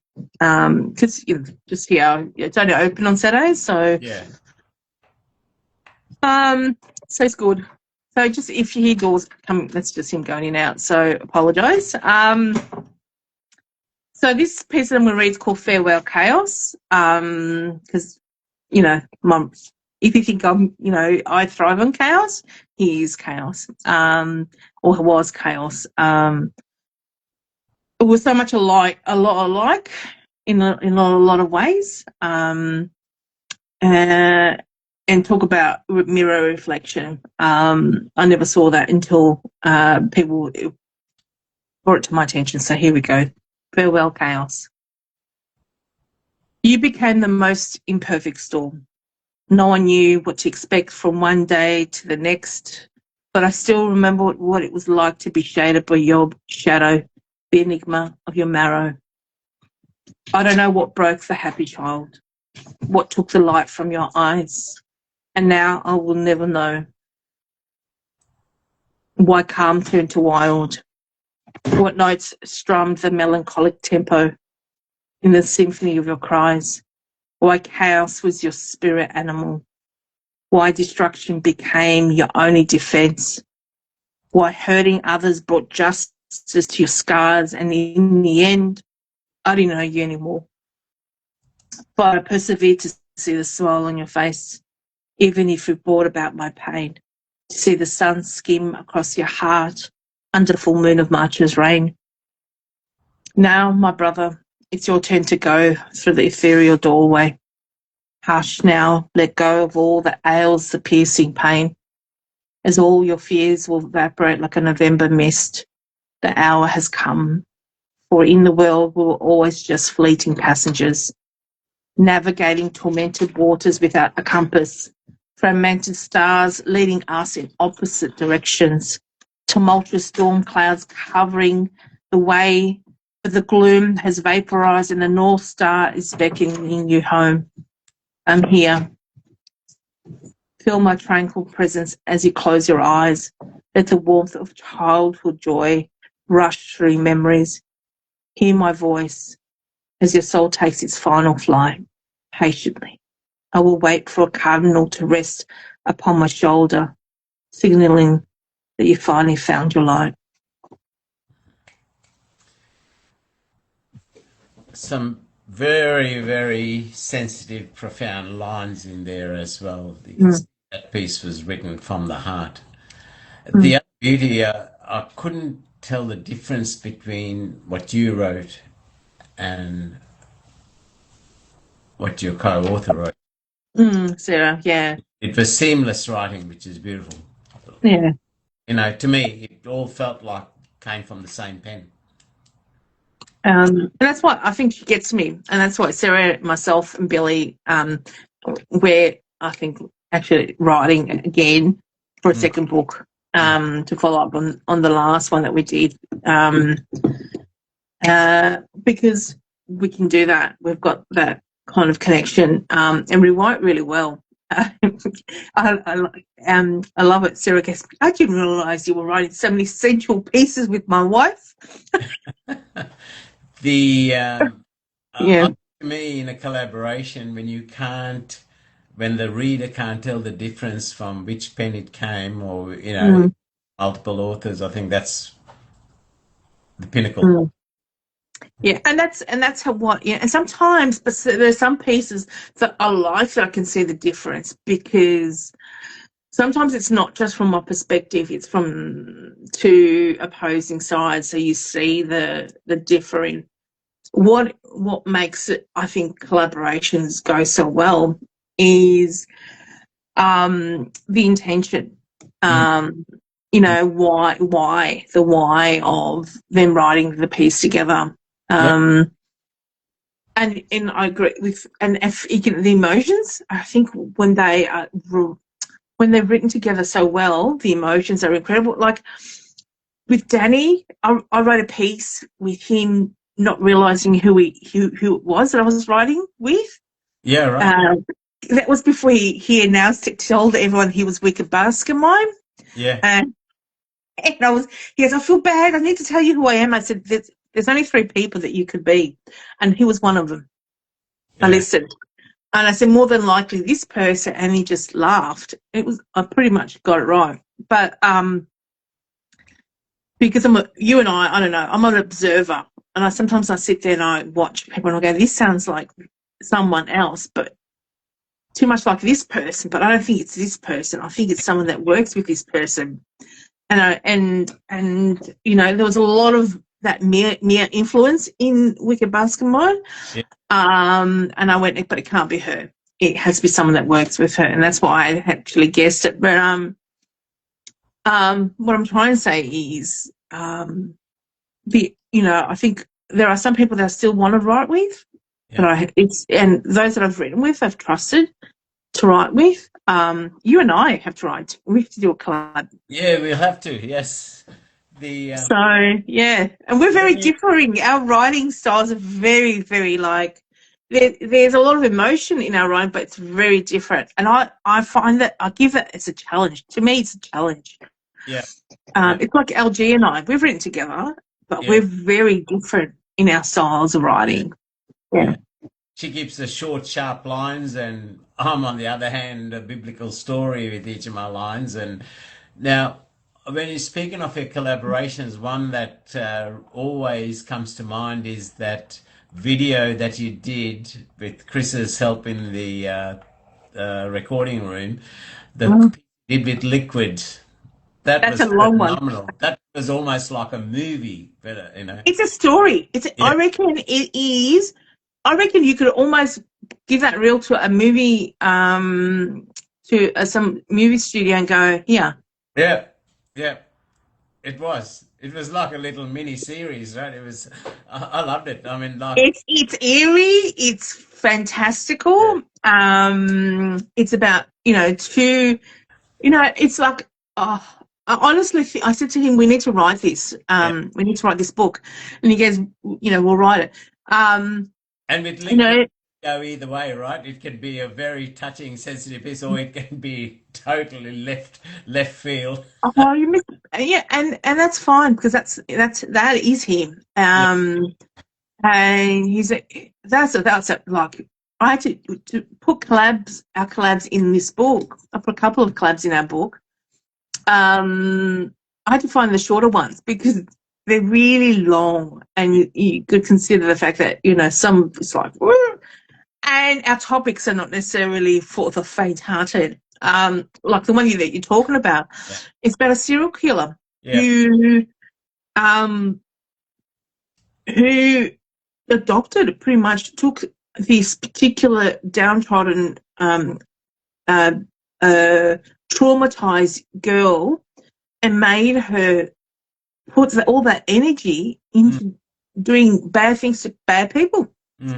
So it's not just serial killers killing innocents; it's actually clearing out the bad people in the world.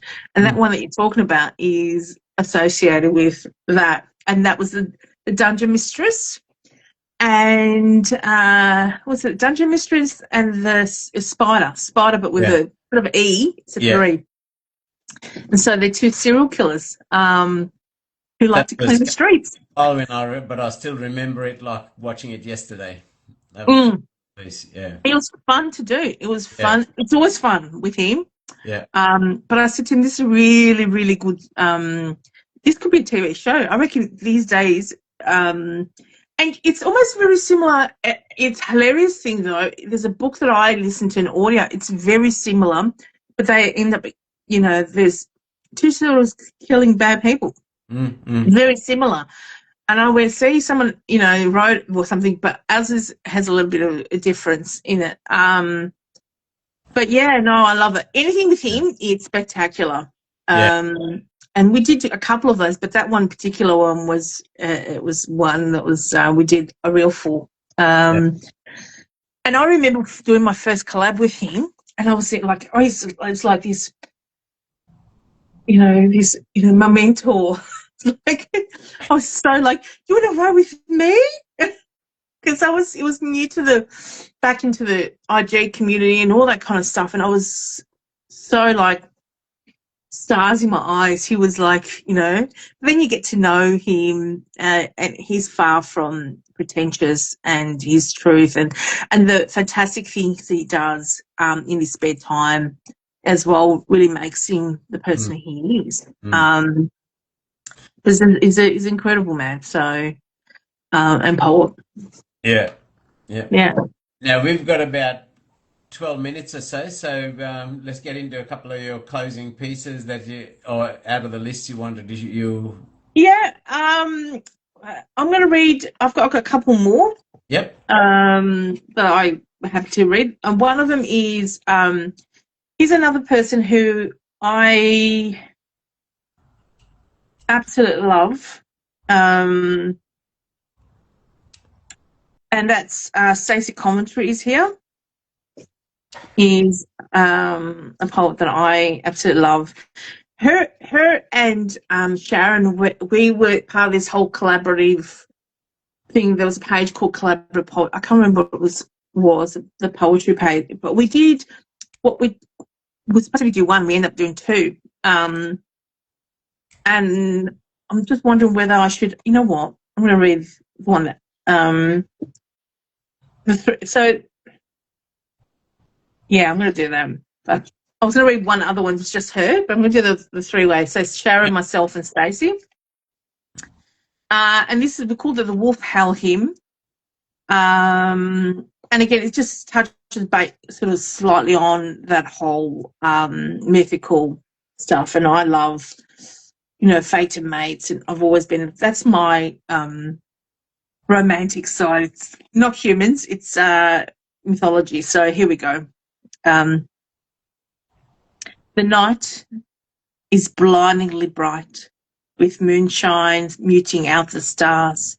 Crowds of people were watching closely, laughing at my many scars. I'm bleak and weak with this too loud voice. Although no one hears me scream, a lone wolf howling at the moon, afraid to embody this nightmarish dream. I cannot make a mark out here. I cannot win their hearts. A mythical champion or monster, I'm the sum of two opposing parts. A loner, always lost in between, a shield centered upon both sides. I can never surmount the mindset, and in me no one confides.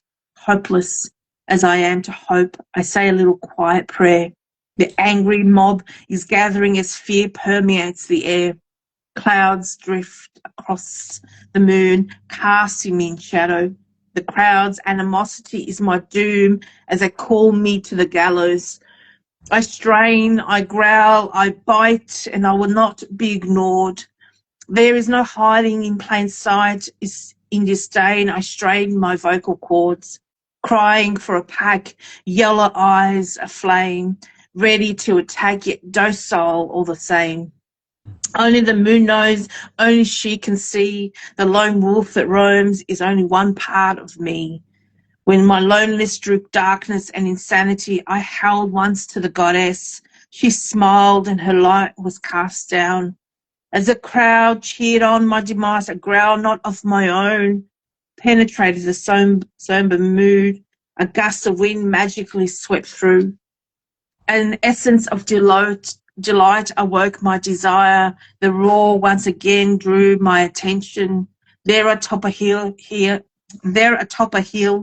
a lone wolf stood. The presence of her made my heart tremble. She beckoned me, she gave me hope. Her thoughts, my link to mine. Chase me, you damn fool. You sentimental creature, I have found you at last. I too was alone, left without a family. Come to me, I want to feel you close. Let us farewell the lynching. So with the last of his strength, he cast away the iron chains. He ran from what he thought he needed to what he never thought he'd have. The thought of merriment and love embraced, a lone wolf howling at the moon no more. Mm. Now, you said there were three authors in the piece. Yes, the three of us. Stacey, commentary was here. Sharon Andrews, the beautiful Sharon from the UK, and myself. That's, again, the lines were seamless. You could not differentiate as to who wrote what. So, yeah. Absolutely. Phenomenal. All right. And I'm going to leave it with a love poem. Well, no rush.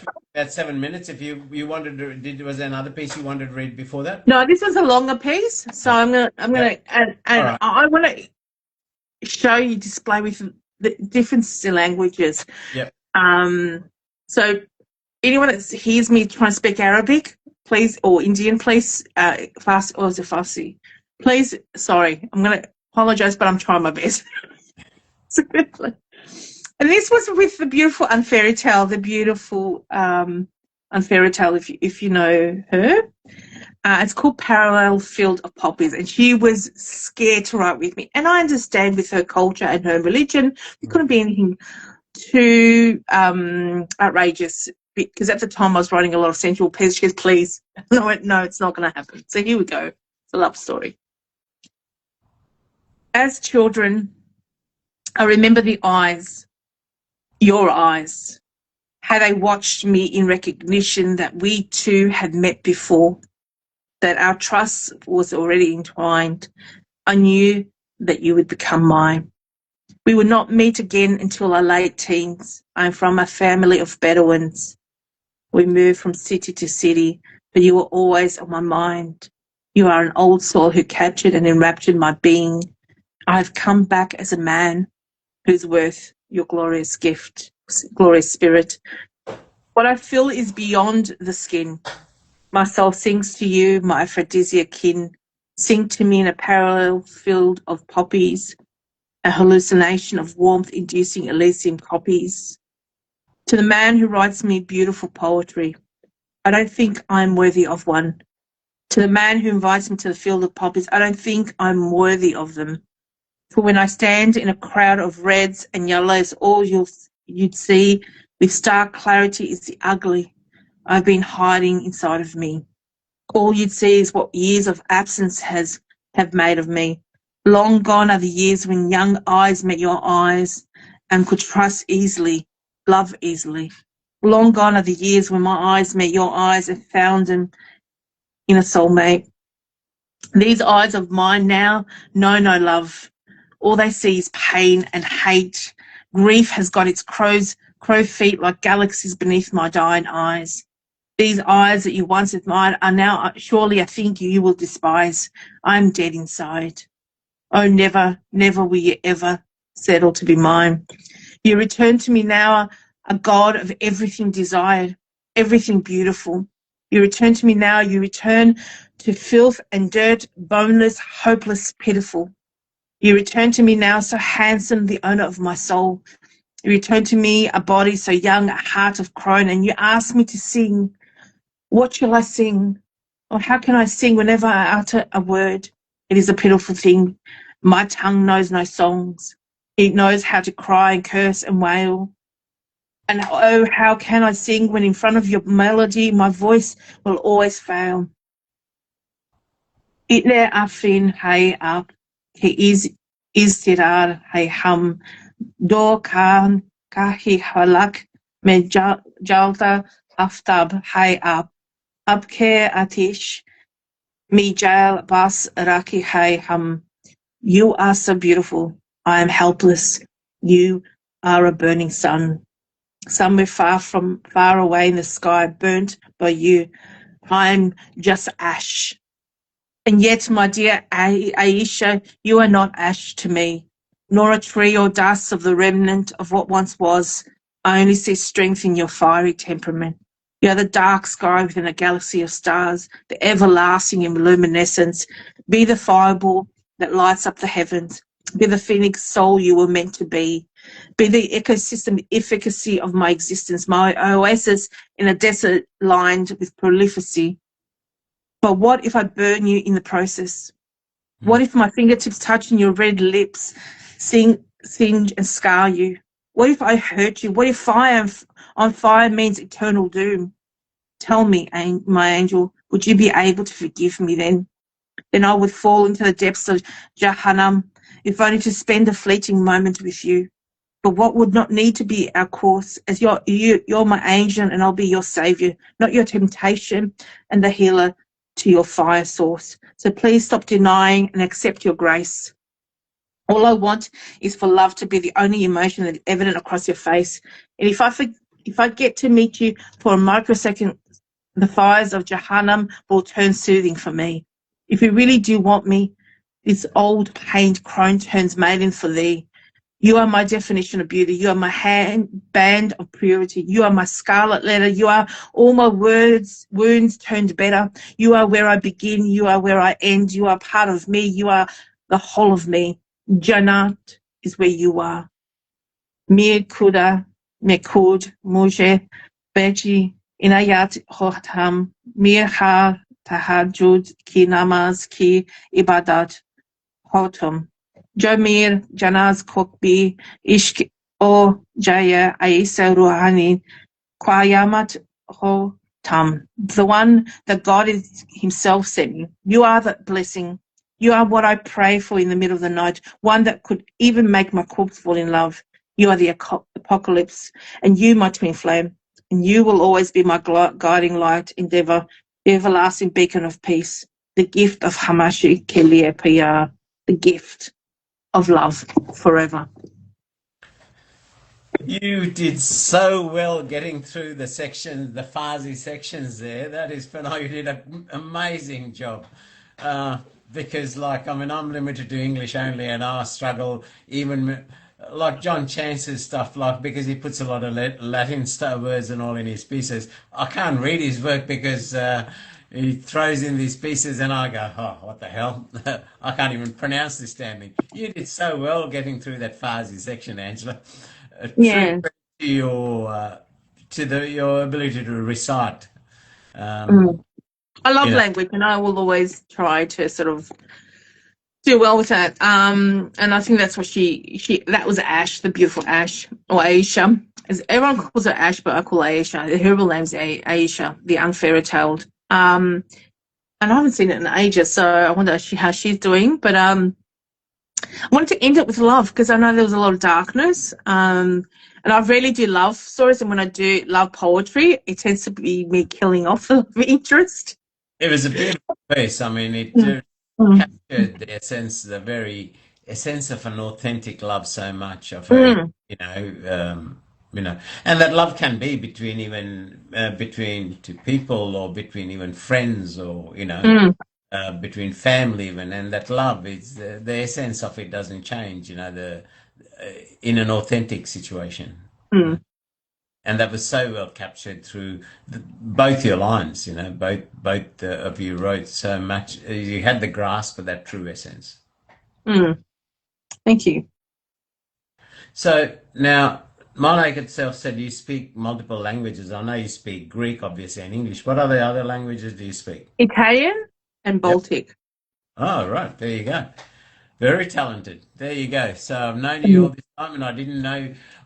I had a feeling I about you. love languages, so I tend to sometimes, like, even like if you look at my poetry, you'll see a French word in there, Yeah. but I've just put it in English, spelling.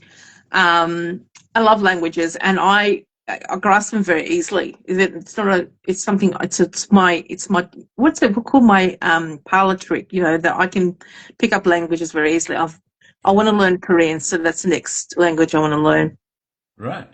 Baltic. That's interesting. So what prompted that? I was almost married to someone. Right. I was engaged to someone in my early 20s before I met Chris. Yeah. And yeah, so and his mother wouldn't speak to me in English, even though her English was really good. She spoke to me in Yugoslavian. Yeah.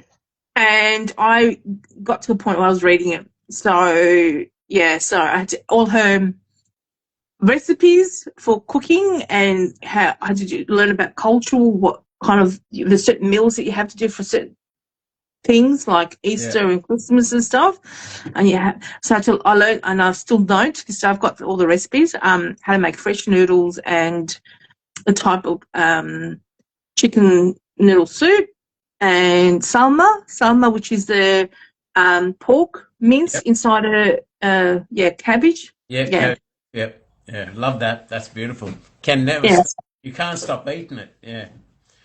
Yeah. Well, Angela, it's been a great couple of hours. Thank you very much. And congratulations on the new 2 books as well, since your first one in 24.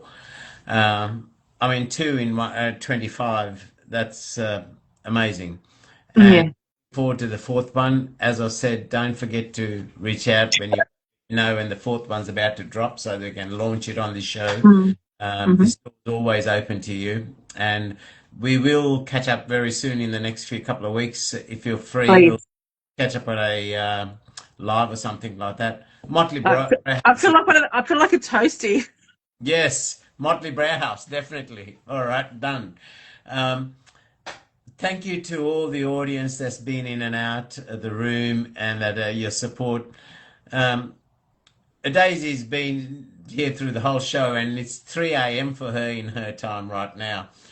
So she goes to sleep, she sets the alarm, and she gets on the show and supports the show each week. Honestly, Tom, yourself, you Mm. guys are just Luzzie, great to see you come in and out too. As I often say, without the audience in the room with your comments, it's hard for the featured guests to give off themselves. That conversation just, it's easy to talk to when you're prompted by comments and encouraged as well. So Mm. you on the show Absolutely. really does a lot. And Angela, once I create the YouTube and obviously I'll add you as a collaborator when I post this, but when I also create the YouTube and the Spotify, I will share those links with you. As Mhm. always, they're yours to use as you wish. And honestly, it just feels like I can't say that a couple of hours have passed so fast. It I just, know. you You know, and I, we don't have, we're not, we don't mince words. that's it, exactly.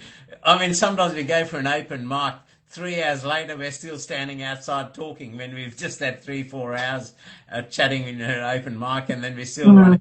running, standing out on the footpath talking. So, Yeah.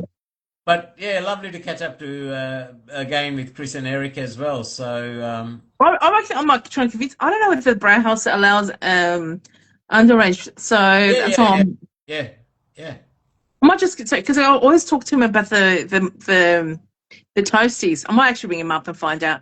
yeah. No They'd love to trouble. come. Long as Eric doesn't go up to the bar, there's no trouble. Mm. Yeah. Yeah, so I might ring him anyway, but I'll find out. It's been a pleasure and an honor featuring you again on this show. It's been a great couple of hours, and I just love what you've done. I mean, I don't have the second two books, but hearing some of the content from that, they sound phenomenal. I'll have to organize those. And I've certainly got the first one. That was brilliant. So I have no I have doubt. all of yours.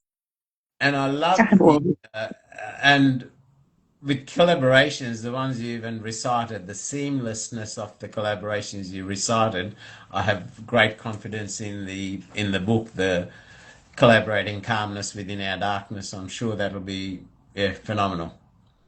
Yeah, thank you very much. And if anyone reaches out and wants to collab, do it, people, because it's one way to find friends So and two ways of stretching yourself. So my definitely, self wants to know what a toasty is.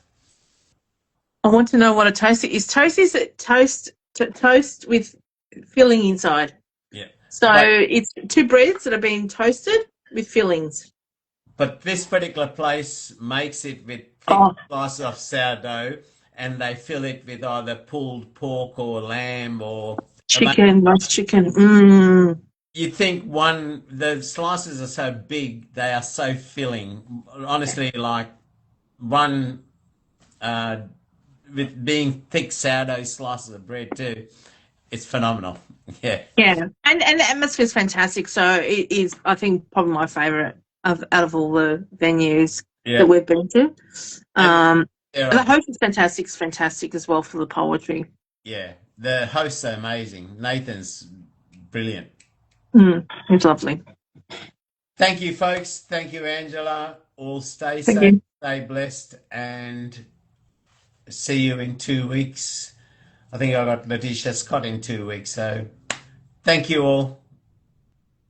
God bless. Thanks, Angela. We'll catch up soon. Thank you for always having me. Thank you. Pleasure. Always. This door's open to you. Oh, Anytime. don't worry. Don't worry. Now you've opened up. Always. Thanks, Angela.